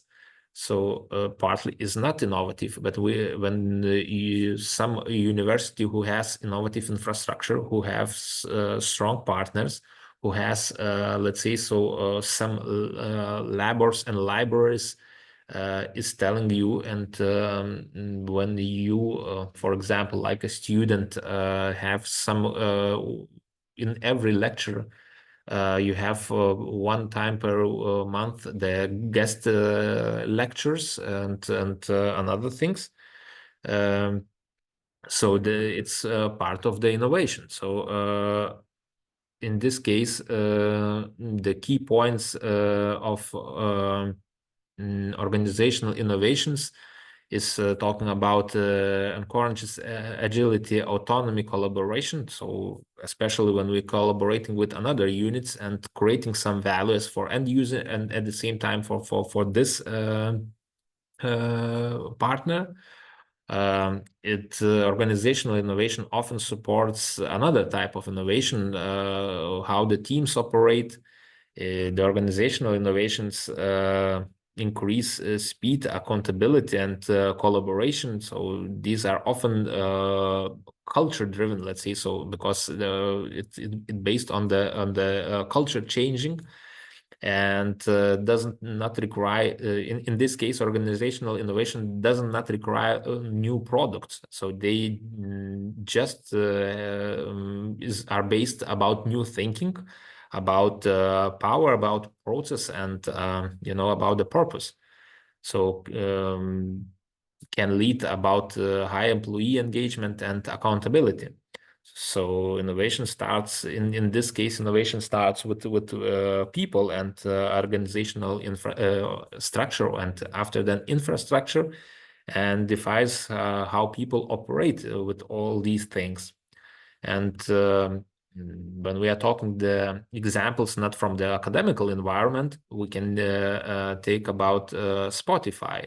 So Spotify, probably you know the brand. Inside the company, they started with mini startups or with mini teams. So a lot of international companies, they have some startups or they have mini teams. But this all small mini teams, 5 until 7 persons, it's based on the focus group. They have self-organized. They are setting the goals. Of course, they have cross-functional combining in the company. But from itself, they are feeling like mini startup. And in Lithuania, we have two or three big companies who are telling that, okay, we are using this business model, and it's quite successful. So yeah, and the last one is the customer experience innovation. So customer experience innovation focuses on how customers interact with your brand, how customers work, and what experience has with your product or services. And it's about improving case emotional and overall satisfaction. So great experience often makes customers say, I was surprised, I was wondering, it was very good. So the key points, that's delight, personalization, and emotional connection. And often the most visible form of innovation is for the users. So we can increase the loyalty, we can reverse and the brand equity. So the examples, what made Starbucks, so Starbucks made the mobile ordering. Of course, they said that, okay, you can save the time, so you can save your time. The customers ordered in ahead the coffee, they paid in ahead and picked up on concrete time the cup of coffee or for example the breakfast. And this personalization is used already in a lot of companies, but Starbucks was the one of the first, because the same thing are doing McDonald's right now, but Starbucks is the personalization is quite interesting. When you are ordering not on the mobile app the coffee, they are asking your name and they are writing the name on your cup. So to create this experience, friendly customer experience, this is the sense, let's say, so of convenience, and we, especially when we are talking about the coffee, another example, the Disney's Magic Band. Is the device one for everything. So usually you had the band like entrance band, the Disney, they changed. You did the demand and said, okay, you can pay with the band, you can create some experience with the band, and visitors can unlock some rooms and access to the rides when they have this. And in this case, this innovation is removing the friction and adding the joy. Especially, it's like a miracle thing. You can do everything with them. So customers experience innovation can happen and can touch anyone, and it can used by packaging services, scripts, and yeah, there's a lot of opportunities where how they can develop these whole things. So in this case, the method what Disney infrastructure is using is design thinking method, and these all 3 years, not three, these all years what Disney is working with design thinking method, they are creating a lot of another innovations. So yeah. So the role of the innovation in modern strategy, in competitive strategy, so always we are asking the question why innovation is necessary, why is the innovation not luxury? And the innovation is no longer just a growing driver, is strategic necessary. So every time when markets shift goes faster, what works on the things what we are creating tomorrow. The customers' expectations are growing, and you know, the especially the youngest generation, every time they are choosing something something new, what they want to have some experience, some joy, and other things. And we have some situation in Lithuania, for example, in the biggest cities like Vilnius or Kaunas.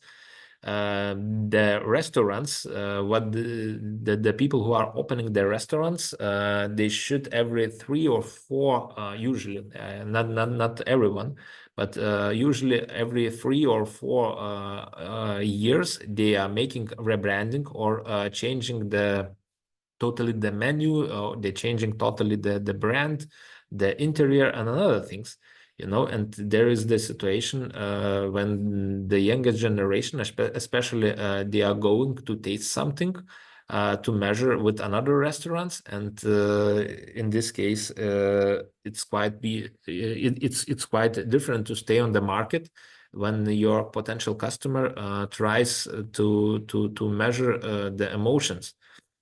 Yeah, so in this case, we should spoke a little bit about the red ocean and blue ocean strategies. It means competing with creating, and this topic is it's quite not new, but the strategy begins with the understanding the market or the arena what you are operating.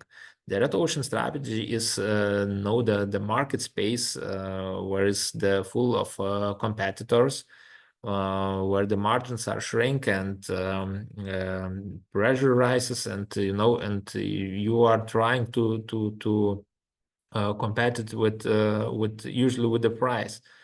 For my students, I'm always telling that why is the red ocean strategy, because there is a lot of fishes, and you know, fishes like piranhas, they are eating each other, and pricely or more per price. And you know, that's the reason that the ocean is red. You know, they want to survive. So in this case, in this market, we are talking more about the survival, how we can make better, how can we make cheaper, and other things. But one of the priorities, one of the let's say so key elements is the cheaper, and one more time cheaper. And this competing in existing markets rivals and capturing a bigger share of current demand. So compete and more market space, industry boundaries are defining and accepted. So market becomes crowded, and profit margins is shrinking, and you know, and the innovations trend to be incremental, not transformative. So when we are creating some innovations, the best idea is not to go not to compete with something, but to create something. To create, it means the blue ocean strategy. Blue ocean strategy is talking about creating something new, something unique in the market. What is unlocking the new demand and makes the competitors irrelevant. You know, when I was working with the business school from Odessa, my choice to choose this business school was based on the blue ocean strategy what they created. Because in Lithuania, in Latvia, Estonia, we had a lot of business schools at the time, but you know, the business school was unique on the techniques, on the teaching methods. It was unique on let's say so segments. For example, study year, and after them some scholarships or let's say so world competences with another countries. It was combined with summer semester somewhere outside, they had all infrastructure and all model what another children's schools doesn't have, you know. And usually when I started to work, we didn't have a lot of marketing budget, and it was more the personal selling, more contacting, more explaining about the methodology and other things. And after 1 year, a lot of children business schools, they started to make some copies because of course they made the market researches. Probably they came like customers to ask some my experience, but you know, at the same time they started to copy us, and we was 2 or 3 steps forward, because you are developing your business model, you are creating something additional. So we was creating new market space, and we was not the cheapest, we was the most expensive business school in Lithuania. So the focus on innovation that generates demand and new segments needs. So you explaining for the segment what he or she is getting, and what I like in this case, it's some of marketing and management theories are telling that to educate the potential customer, it's quite expensive. Yeah, of course, but Blue Ocean strategy is going around this to educate, to create a new already new environment, to change the rules of the game, you know, and to create a new demand. So in this case, when we are choosing the Red Ocean strategy, we are fighting especially based on the price, and the value and the price. We have some of the stupidness, some of the stupidnesses, you know, very good price and small price and the very high value, and yeah, we understand it's quite different because everyone wants to earn some money. So the results of the Blue Ocean strategy is less price pressure, first mover advantages. That's of course you are going like a you know big fish in blue ocean, and the small fishes like piranhas are not interesting for you because you are very big, and you are creating your business model. They are trying to feed itself, to grow, to be so big like you, but they need the time, and at the same time you are moving forward, you know, that the result is a higher customer loyalty and the unique value.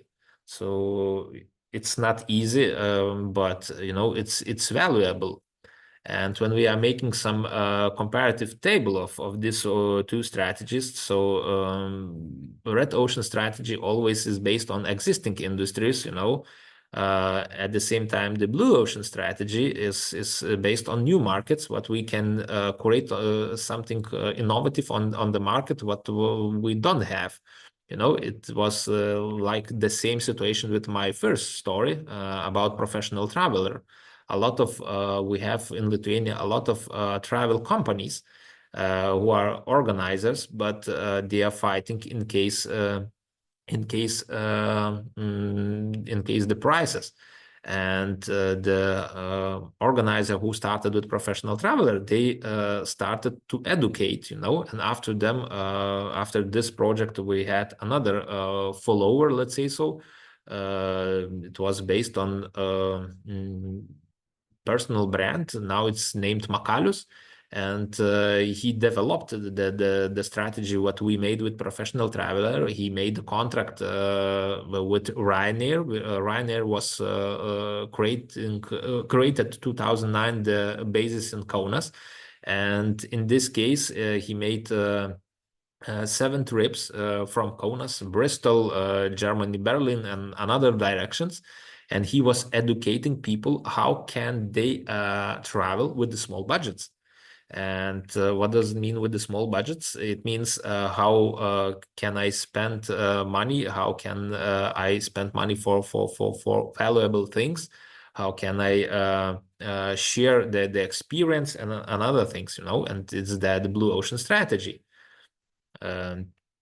And the strategic goal in the red ocean strategy that we see from the table is be the competition. And in this case, when we are talking about blue ocean strategy, it's make the competition irrelevant, you know, because you are.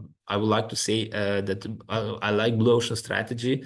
I'm not sure that you read the book, but if you read it, that's great. If no, I suggest you the small Ikigai book. It's about the Japan methodology, you know, and Japan methodology, Ikigai, is always goes together with blue ocean strategy. How can I develop myself? How can I develop my strengths, my personal strengths, business strengths, and I don't have any competitors. The most important competition it is between myself, my ego, and I don't know, my things what is scaring me to set some goals. From the demand logic, the red ocean strategy is a fight over existing customers, you know, and you are trying to get every customer to give the best things what you can. So the customer is the most important thing. One of the cases, one of the companies is in Lithuania. We have the translation that the customer is the king. You know, partly yes. If you want to fight in this case, in the red ocean, the customer can be the king. But if you are creating the demand, it's another way. You know, so innovation time. Innovation type is, you know, when we are talking about blue ocean strategies, it's more transformational. In the red ocean, incremental. So when we are talking about the value strategy, of course, red ocean goes always with low cost, and you know, the blue ocean, there is a little bit different. You know, you low cost and differentiations are two different things. So good examples, of course, you know the example, the Cirque du Soleil. Cirque du Soleil is it's not a similar circus. It's more that circus combined with the theater. It's for not only for the children, it's also for the adult people. With magic tricks, with removed animals, with there is a lot of art, and that's the blue ocean strategy. You know, we have a lot of circuses. The circuses are not so attractive right now, but not the Cirque du Soleil, you know. Or we can talk about Uber. Uber was the early years. They used blue ocean strategy. So it was not a taxi, you know, it was the rental car, you know. And right now we have a lot of another similar competitors, Bolt and others, who are offering they are scaling. You can rent a car, you can take a taxi, you can take a scooter, you can right now you can rent a boat, like a boat taxi, or you can rent a boat to use it. Yeah, and they're trying and developing right now. I mean the Uber and Bolt in different ways. The air taxi, and this is the second step, of innovation.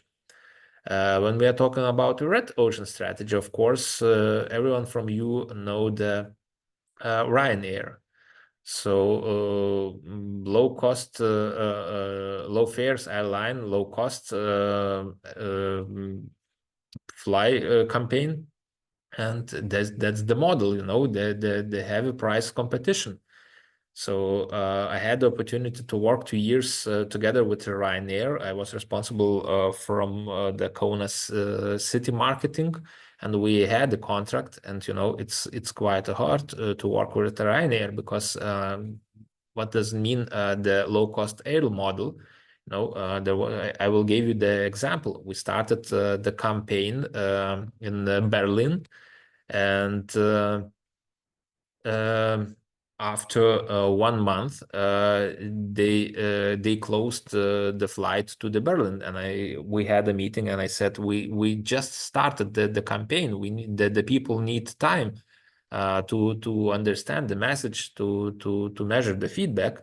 And the responsible person from the Ryanair was telling us, yeah, but we are a low fares airline, and the for us it's important that 70% of the flyer of the plane, more than 70% of the plane one way should be full, and when it's less than 70%, and we are measuring and is for example 1 week or more than 1 week, we are closing the deal, and we are closing the direction. So that's the Red Ocean example, or at the same time we analyzed Zara's innovation, but fast fashion competes like Ryanair on speed, and on price, on trendiness, on existing crowded markets. And that was the important thing, because they should react to the market very quickly, So in this case, when we are talking about innovation, we should talk about segment or segmentation. Segmentation, it means the market segmentation. So market segmentation is the process of diving a broad market into distinct groups and segments of customers who are have similar characteristics or needs, and allowing the business. We are developing some strategies. So why is the segmentation so important? By understanding the segment criteria, we as a business, or we as persons who are creating new projects, we can create more personalized marketing campaigns, and the customer engagement and optimal sales strategy. So, for example, when we have a business account in Facebook, there is one of the best practical examples where without the budget, it's quite difficult, or I would like to say impossible, to have some communication. Of course, we can create some communication in our area, but they have some limitations, and in this case, we should choose or set, let's say, some budget. And in this case, when you are trying to create your segments, they are strict on the criteria. So geographic segmentation, it's based on the location. So you are setting some locations like country or city or region or district, or you can use living region. Some let's say, so if you are a small bar, you can set some living area. Yeah. So that's the geographic segmentation. Demographic segmentation includes age, gender, income, family size, education, social classes, occupation, and other things. And when I'm asking my students what is the segmentation, they are always telling me the age, the income, and that's it. But that's not right. Based on this marketing segmentation criteria, we are painting some portfolio of our potential customers, and it's always good because one of the social networks now is trying to combine this marketing segmentation criteria together with AI tools. And every time when we are setting the age, for example, 25, 35, men or women living in the big city, so at the same time they are painting the visual, the potential customer portrait. And in this case, it's much more better to understand how our potential or customer who's using our product or process right now, how it looks like, how much income he or she has, and how big is the family, for example. The psychographic segmentation focuses on the lifestyle, on the values, and usually I'm joking because the people who are telling young people, for example, we should buy a house. Yeah, that's great. We should buy a house. And he usually was to have 40 square meters garage. And she is not happy because she's dreaming about a big kitchen, 40 square meters or 20. That's the dream. I'm talking about the dream, and yeah, and one wants to have, for example, 100 square meter house.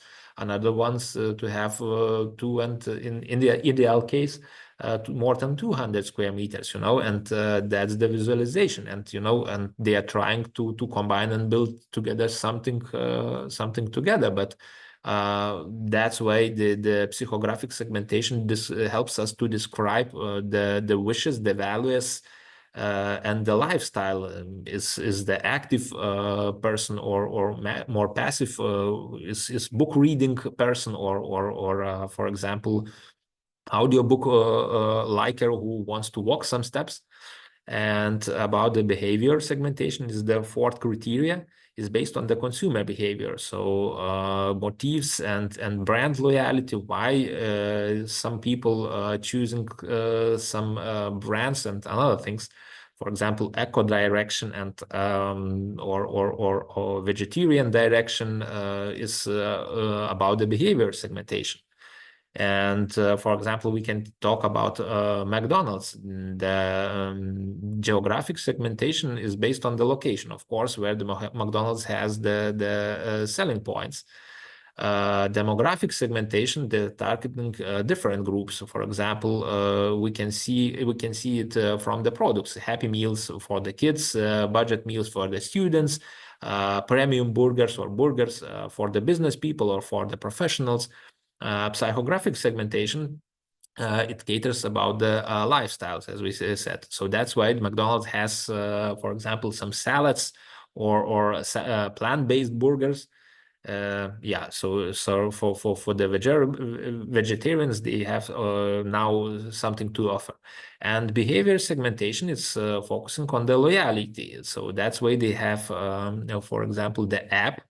Mobile app with a rewarding system, with seasonal promotions, with some special discounts for the loyal people. And you can make a pre-order like Starbucks and another big brands. So they are trying to adapt some innovations from another things and to fulfill their franchise.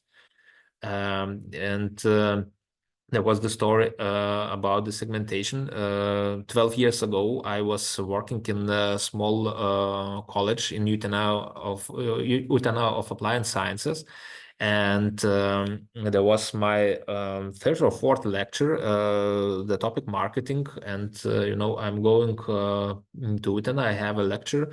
And it was about midday, and I'm asking the young guys, there was about 15 or 16 students in my class, what is the difference between McDonald's and Hesburger, And you can imagine there is totally silence. And I said, okay, you can imagine the Hesburger and you can imagine the McDonald's. What is the difference? And there is still the silence. And I said, please raise your hands who had the opportunity to visit McDonald's. And just have imagination, 15, 16 students, and nobody is raising the hand. They are about 20 years old who had the opportunity to visit Hesburger, and there are still any hands, And already in Utana, 1 month ago, the Hesburger was already opened. And I said, okay, let's make a break and let's go to visit the Hesburger. And on the left side is the photo where I bite for every one of them the burger. And they said with a smile, oh, Saulus, you will make again some stupid photos. Okay, probably you will use in your funny with the joke in your presentation, but is the case. You know, the people from the small cities, there's the geographical aspect. You know, they are going to the capital, they visit capital, they have opportunity to visit some places. They are probably more limited in the budget. What is more about demographical segmentation aspect. But you know, they don't have some needs to taste something, and of course they don't have experience to explain its taste and what is the difference between these two brands. Of course, they can explain about the colors, but that's it. So the potential customer, when we are correctly understand potential customer, we can understand the needs, we can understand correctly the problems. If we can understand the needs and problems, we can create some innovations, especially what is based on this target group, you know. And for example, you know, the another example, what is right on time and place in Europe. So what is the family? When we are talking about the family, usually we understand, to a young boy and a girl is not a family, but it's almost the family. But if they are living together and have a dog or cat, they are partly have some budget together, and they are living like a family. If they are married, it's changed almost nothing, you know. If they have a child, they are a family, of course. If they have two children, a dog or cat, they are a family, much more bigger family, but they are family, you know. If one of them is died or something like that, you know, is still the family, you know. And now we have the situation when two girls or two boys living together is also the family. But you know, from the theoretical point of view and from the segmentation point of view, a lot of them they have different needs, they have different budgets, they have different education, they have different values and loyalty. And that's why it's quite important in these two cases. I wanted to explain you how it's important to understand this segmentation. When we are talking about positioning, positioning is the process that defines how your product is leader of delivering on the market. So what is the key position on the market? So product positioning is, from the theoretical point of view, is the strategic process of defining how the product should be perceived in the target market. How the competitors, what unique places have the competitors, and what place in the consumer's mind has your product. So your product or you, what is your positioning? What is your different things in the consumer's mind? That's the positioning. So the key aspects about the marketing positioning, of course, is the differentiation. So highlighting unique features or benefits that sets the brand or let's say, so the institution about the competitors. So what is the different in case with others? After them, the target audience, what we already talked about.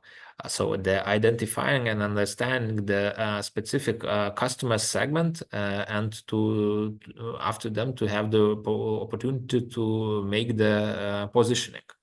The value propositioning, it means the communicating with the primary benefit or the value for the customer. So in this case, it's always good to talk about the SWOT analysis. Sometimes about the pest analysis or pest analysis, but you know, the here is also important the competitive analysis. So what the competitors find gaps or opportunities in the markets. So when we are indicating some gaps of the competitors, and we should create some strengths. And of course, if the target audience has some needs, we can create some value proposition. So when we are talking about differentiation through innovation, there's based on Philip Kotler, who says that use innovation to create unique value. It is offering in the eyes of the customers. The focus is being different, but not just better. You know. Differing but not just better. It's quite a good slogan.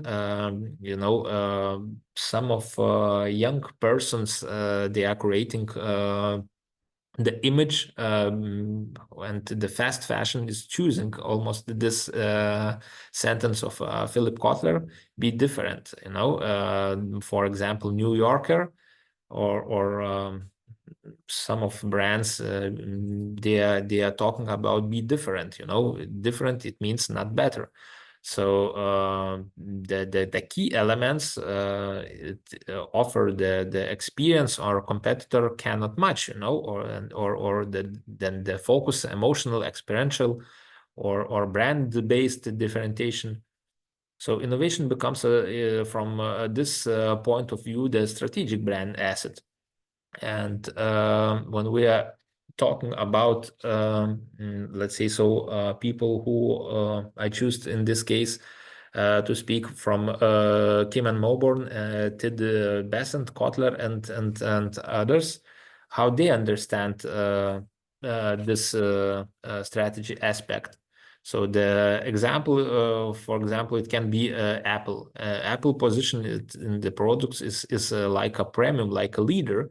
You know, it's design driven product, and you know, when we are talking about the segmentation, what is the target audience of the Apple? So one of the groups is loyal Apple fans. So you can see in this case, in this slide, you can see a lot of target groups. So what it isn't only one target group, you know. The second is the health and fitness enthusiasts, students, educators, creative professionals, innovators like tech enthusiasts and early adopters. So the people who has a lot of money, who wants to have the newest model, the newest version, and other things. So that's why they have 6 target groups, and based on these target groups, they are making the positioning as a premium and design driven product offer. The second is the blue ocean, based on the Moborn blue ocean positioning. So we spoke already about blue ocean, and blue ocean positioning innovation is uncontested market space about the competition, and the authors are telling us that we should redefine value proposition and target non-customers, you know. So the focus is raising, eliminating, and creating new things, and deliver both of low cost and high cost differentiations. So it's quite different to understand, but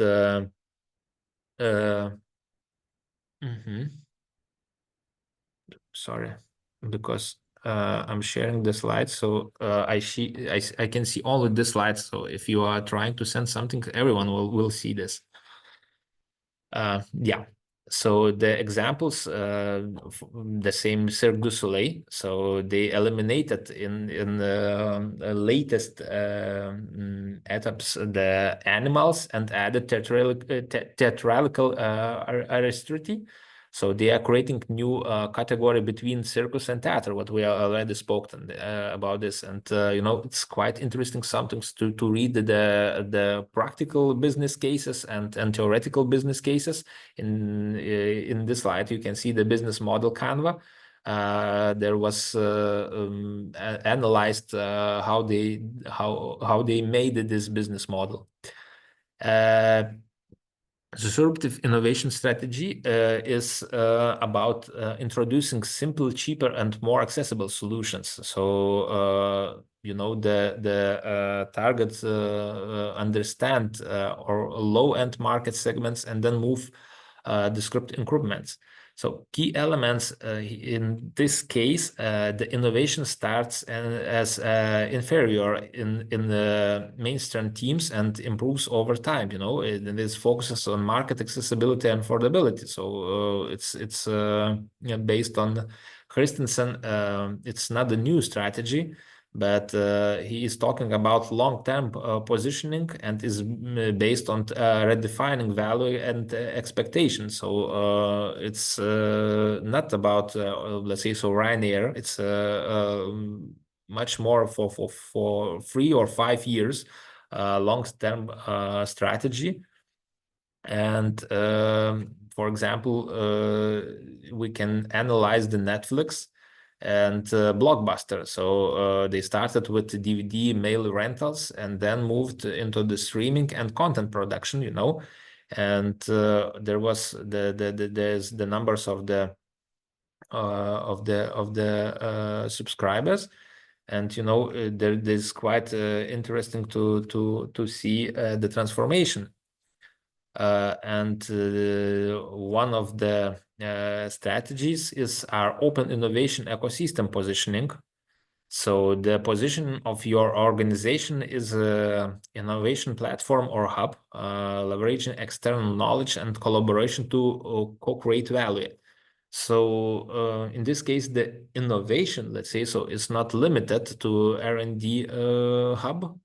And the position, or let's say so better, the positioning depends on the ability to how they attract the partners, how they attract the startups, how they attract existing or potential customers to the existing ecosystem.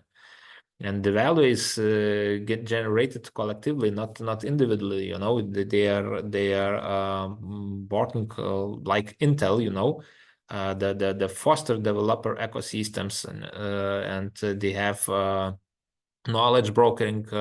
In this case, they have IT systems, they have operation management team, you know, and it's combined in one network.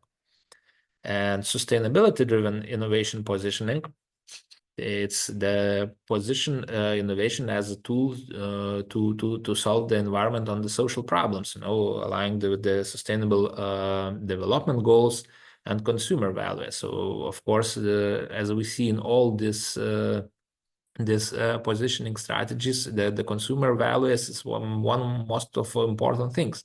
And the key elements are innovations address ecological impact. Of course, there is measured the long-term social values, brand's reputation, how is the strength and trust the people for the brand, and emotional engagement. So the customers choose basically not the product, but the purpose from itself. No. And what was quite interesting, but I prepared this topic for you. I tried to find not so usual findings examples, and the Patagonia is one of the clothing brands. The position is brand around sustainability materials, about repairability and environment activism. I think that Lacoste is something like that, but some elements from this strategy was missing, and Patagonia, it's more American brand.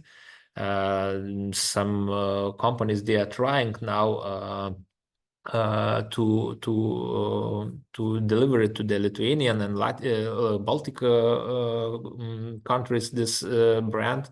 It was quite interesting because they don't communicate this all things, and I try to understand what is the Patagonia target audience. And as you see from the description, outdoor enthusiasts, socially responsible customers, eco-conscious consumers, adventurers and travelers, and young millennials and Gen Z.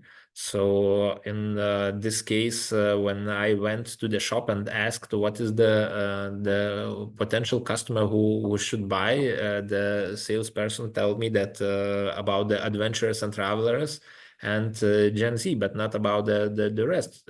It means that the supply chain, the people who are delivering, they don't understand. They giving the full information and they are using this strategy incorrectly. And of course, when we are talking about the innovation, and of course when we are talking about positioning, we should talk about one of the most popular authors like Michael Porter. So Michael Porter's core idea, what I really like, you can be everything to everywhere. Everything to everyone is we trying usually like a squares when we are running in the same circle. We're trying to do everything and everywhere and for everyone, and Michael Porter, when we will have after the work before the sleep, to opportunity to read some last of his articles, he's argued that sustainable competitive advantages they are coming from making clear strategic choices. What does it mean? It means that not from trying to please everyone or doing everything better, And in terms of innovation, I can say that it means not all innovations create strategic advantages, and innovations must be aligned with your chosen strategic position. So we understand that innovation from itself, without, as we spoke earlier, it is nothing, and innovation without a goal, without the strategic plan and priorities, there is nothing. And the Porter is talking about three competitive strategies. One first of them is the cost leadership strategy plus innovation. So the Porter is telling us that use the innovation to reduce the costs, to streamline the processes and scale efficiency. And usually the key innovators, internal logistics, automatization, lean systems, are using his topics. And for example, when I read the book about Amazon, the Bezos from itself is telling that he was the fan of Mike Porter ideas, and there is the issue. The second strategy is differentiation and innovation. Porter says that we should use the innovation to create unique value propositions. What does it mean? It means we should create a value proposition in design and quality and features, and of course in brand experience. So justify high pricing and builds to build brand loyalty. What does it mean? It helps again with the blue. It goes together with blue ocean strategy, and we analyzed already today the Dyson brand, who was combining the engineering things with design, with high tech, and there was one of the best example. Looks like they was in the red ocean strategy, but there is always a solution, and this the third strategy from Porter is the focus strategy plus innovation. What does it mean? So Porter says that innovate a very specific target group or use case. Of course, the target group should be big enough to create some money, to earn some money, because often uses the deep customer insight or personalization. So in this case, one of the good example was GoPro. So they innovated the external sports users, not general consumers. In this case, we can partly spoke about Nike because they, as I read, they didn't finish the example. They started with food scanners, and food scanners after them should be combined with shoes printers. So you know, for the especially for the runners, they are creating special shoes. And special, it means it should be personalized. It should be scanned, and after then it's a possibility to create. So this two innovation, they are still developing, because the idea was that you can, let's say so, print your shoes in 2 or 3 hours. You can choose the design, you can choose the colors, but they are still working on it. And of course, they will play on the fast fashion level. But so when we are talking about the summary from Porter and the innovation positioning field, so we can make a conclusion that innovation is not the strategy, you know, from itself. It must serve as a strategy. So the idea who has some plan with different steps and starting with the goal. So what is most important thing to choose your lane? So what is what is your topic? The costs, the uniqueness. What some things, what are you doing unique or focus innovative within that the logic, you know? Or sustainability innovation creates value that the competition can easily copy. So of course these all summary topics are going from the strategies, and there is much more let's say so topics about that, but is the short conclusion. So instead of all summary, these all topics and what I wanted to, and example what I wanted to present for you, we can make the conclusion that innovation is, as we know, is no longer as a luxury thing. For tech giants from Silicon Valley companies, it's let's say so like a strategic companies, a compass for every company, you know, small or middle company, for the startup or doesn't matter when. And this strategic compass is seeking to stay relevant, to grow on the crowded markets, because we have a lot of crowded markets. And usually we don't see the potential of this crowded markets. So from the Porter's classic positioning, from Porter's classic positioning to the Christensen, what we already analyzed, and Blue Ocean researchers, we can combine together from these all researchers one message that you know, those who are there that think differently, who act strategically, who can only these companies can compete.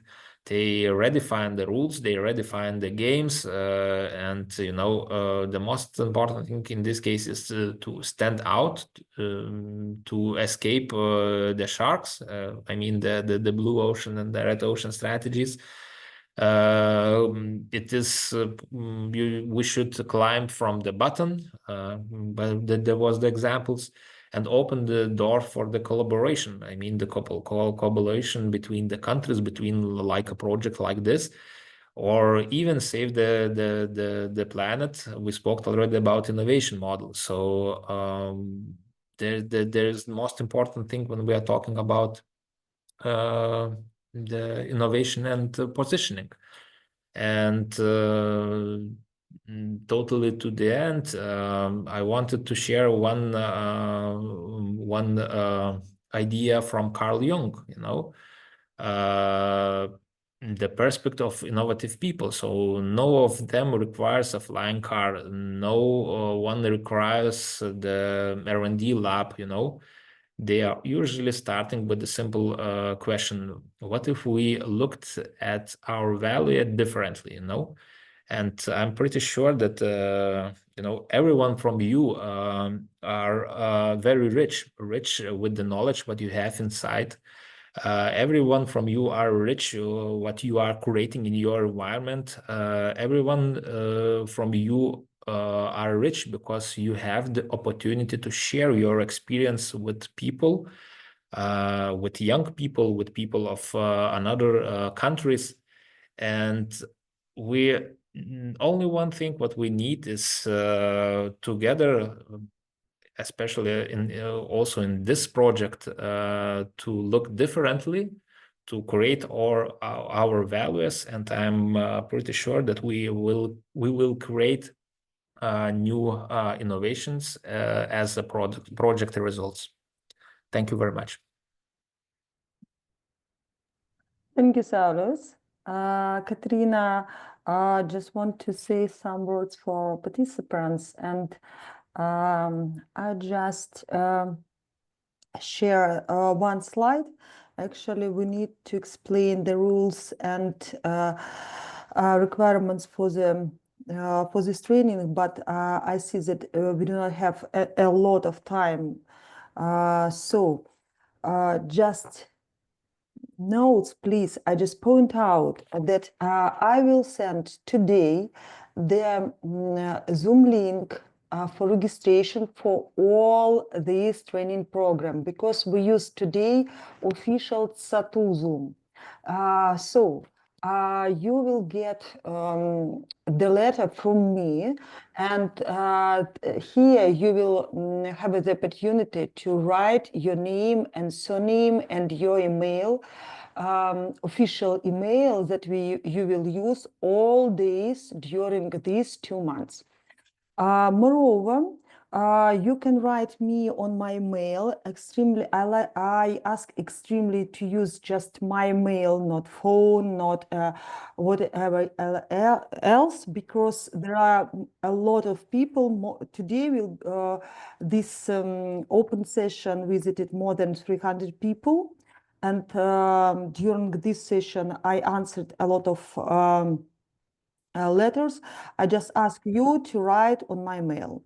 Moreover, we create WhatsApp group, and I will send a link for this WhatsApp group on your email today. You can add it, because we will download all presentations. We will post news, extra news for you to check and to gel this training program. So it will be very comfortable for you. But if you do not have WhatsApp, we will send on registered email all information. So wait from me today the link for registration for all training program. I repeat again, we used official Satu Zoom link today, and we cannot do it during all training program during 2 months. So we will change at last time the Zoom address. And one more. Some people asked us why we don't use Meet or Teams. It's just extremely comfortable for us to have Zoom registration, because we will write you certificate, and please pay attention when you register. It is very important for you, not for us, to write correctly your name and surname before name and then surname. Just pay attention on mistakes in your name, because we need it we will write it in your certificate, and we will check your presence on all lectures, on all seminars, guest speakers, and certification assignments. And check your email, because more than 30 people write on registration form not correct email, and so I need 2 days to contact with them. So Katerina, if you're here, just yes, Katerina. Me? Yes. I see that some participants has a question. Hanna, please, welcome. Good day. I have one promise. Please show the slide where WhatsApp scan. Okay, I propose you I write this WhatsApp link in chat. Just wait a minute. Thanks. And show it in presentation. Just wait a minute. And one more. I will send all information today again. You will get it. And of course, just wait a minute.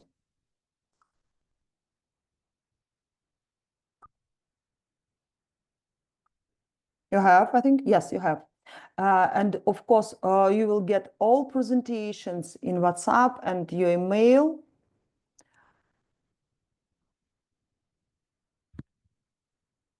Yes. So, Katerina, we can finalize the first day. And Yes, maybe finish it. some participants has a question to speaker. Yes, we have. Thank you. We have one question to Saulis. Just wait a minute. Saulis, we have a question about artificial intelligence and innovations. How do you reveal which field of innovation can be improved by artificial intelligence? I put this question in our chat. Thank you for the question. Can you tell the question more concretely, please? Because I'm trying to understand, are you asking more about adaptivity of AI or more about the strategies? Thank you for this possibility to ask the question. I would like to complete this question. What's the reasoning to add artificial intelligence or innovation, or it's a different things such as innovation and artificial intelligence? Or maybe you can see some intersection between them, which can improve some idea to do it in the best way. Yeah, thank you very much, Vitaly. I'm looking from the perspective, for example, when we are talking about AI, what the goal has the AI from itself. When we are talking about the innovation, we spoke today that innovation have some types, some groups, some strategies, and of course, in every case, we have some goal. The same situation is with AI. Usually a lot of people are speaking that AI is the same like ChatGPT, but isn't so. And it's the same situation like in Lithuania we had the innovation, let's say so, like Pampers, because we started in 1990s with Pampers, and we didn't have the Lithuanian word, and every person who started, I should change for my child the Pampers, it was quite funny, but after 10 years, we only understood that. So in this case, the AI tools is going fast forward, and a lot of people understanding this. The goals what we have the from itself, for example, AI tools, they should help for us to optimize something, to make something better, because the productivity of some groups of or persons, let's say so, Z generation or partly I would like to say Y generation, because as I read the articles, the AI tools was targeted for, especially for this target groups. So it was the idea to make the process and projects faster, more competitive with another processes, because the target groups, they have low interaction, they have low attention level, and here the AI tools can help us. So answering to your question, the situation is like that it helps to us, for example, to create the innovative strategies. I gave already the example that AI tools and robots is used already by Amazon in the storages. And it's the advantages, it's the positioning strategy, what they can do faster and better with combined with another competitors. So of course it can be, but it depends on what kind of tools as we are, what goals we are setting, what goals is set by the producer of AI tools, and how we combine these all things. Thank you so much. Can I ask a question in continuous of previous one? Yes, of course. When we talk about artificial intelligence, is any risk of substitution of artificial intelligence, for example, of any components of triangle of knowledges? For example, role of universities or role of researchers or role of some skills of business partners? Thank you. Of course, there is the risk, and the risk is higher and higher because, of course, when we are using, as you know, when we are using the ChatGPT, we are trying to learn ChatGPT to be better and better. The goal is the ChatGPT should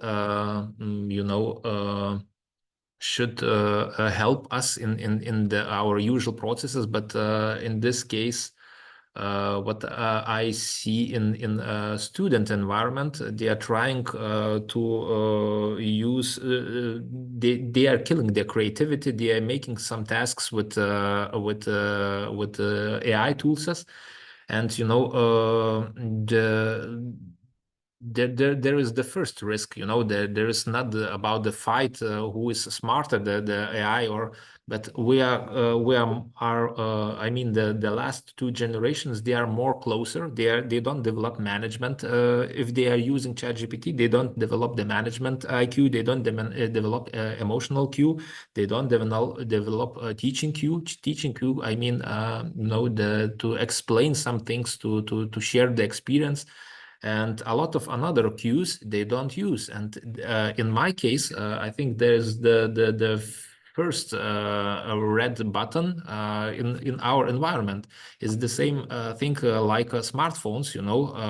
It helps, but we should use it strictly for some goals, to reach some goals. But it's not the substitute for everyone. So it's like in Porter strategy, everyone for everything, it's the same situation here. So we're trying to lose any problems with one tool. That's wrong thing. That's my point of view. Thank you so much. Thank you. Daria, are there any questions? No, I think we do not have any questions. That's all. Okay. So thank you so much to all who were present here. Thank you so much for your participation and interest in to develop innovations in university. Thank you, Saulius, for your pioneer lecture. And I think now we have a strategy how to reach goals for our trainings. And thank you all Ukrainians participants who, despite the situation, are in and would like to develop innovations. And I just ask you to join us in Facebook group, and in this Facebook group you can ask our questions and we can communicate. You can post your pictures which dedicated to the project, and see you tomorrow. Have a safe day, have a nice day, have an innovative day.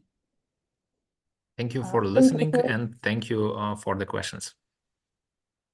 Thank you, Saulius. Thank you, Katerina. And do not forget, we will meet with you tomorrow at 10 a.m. by time zone GMT+3, and I will send you today the link for registration. Do not forget it, and link for WhatsApp community, and I will send you the picture of different zone of our participants from different countries for better understanding in what time we're beginning. Thank you, Saulis, thank you, Katerina, for this day. Thank you very much. Thank you, Daria, for your moderation. Goodbye. Goodbye. See you Goodbye. tomorrow. Thank you. Bye. Tomorrow. Goodbye. Goodbye. Goodbye.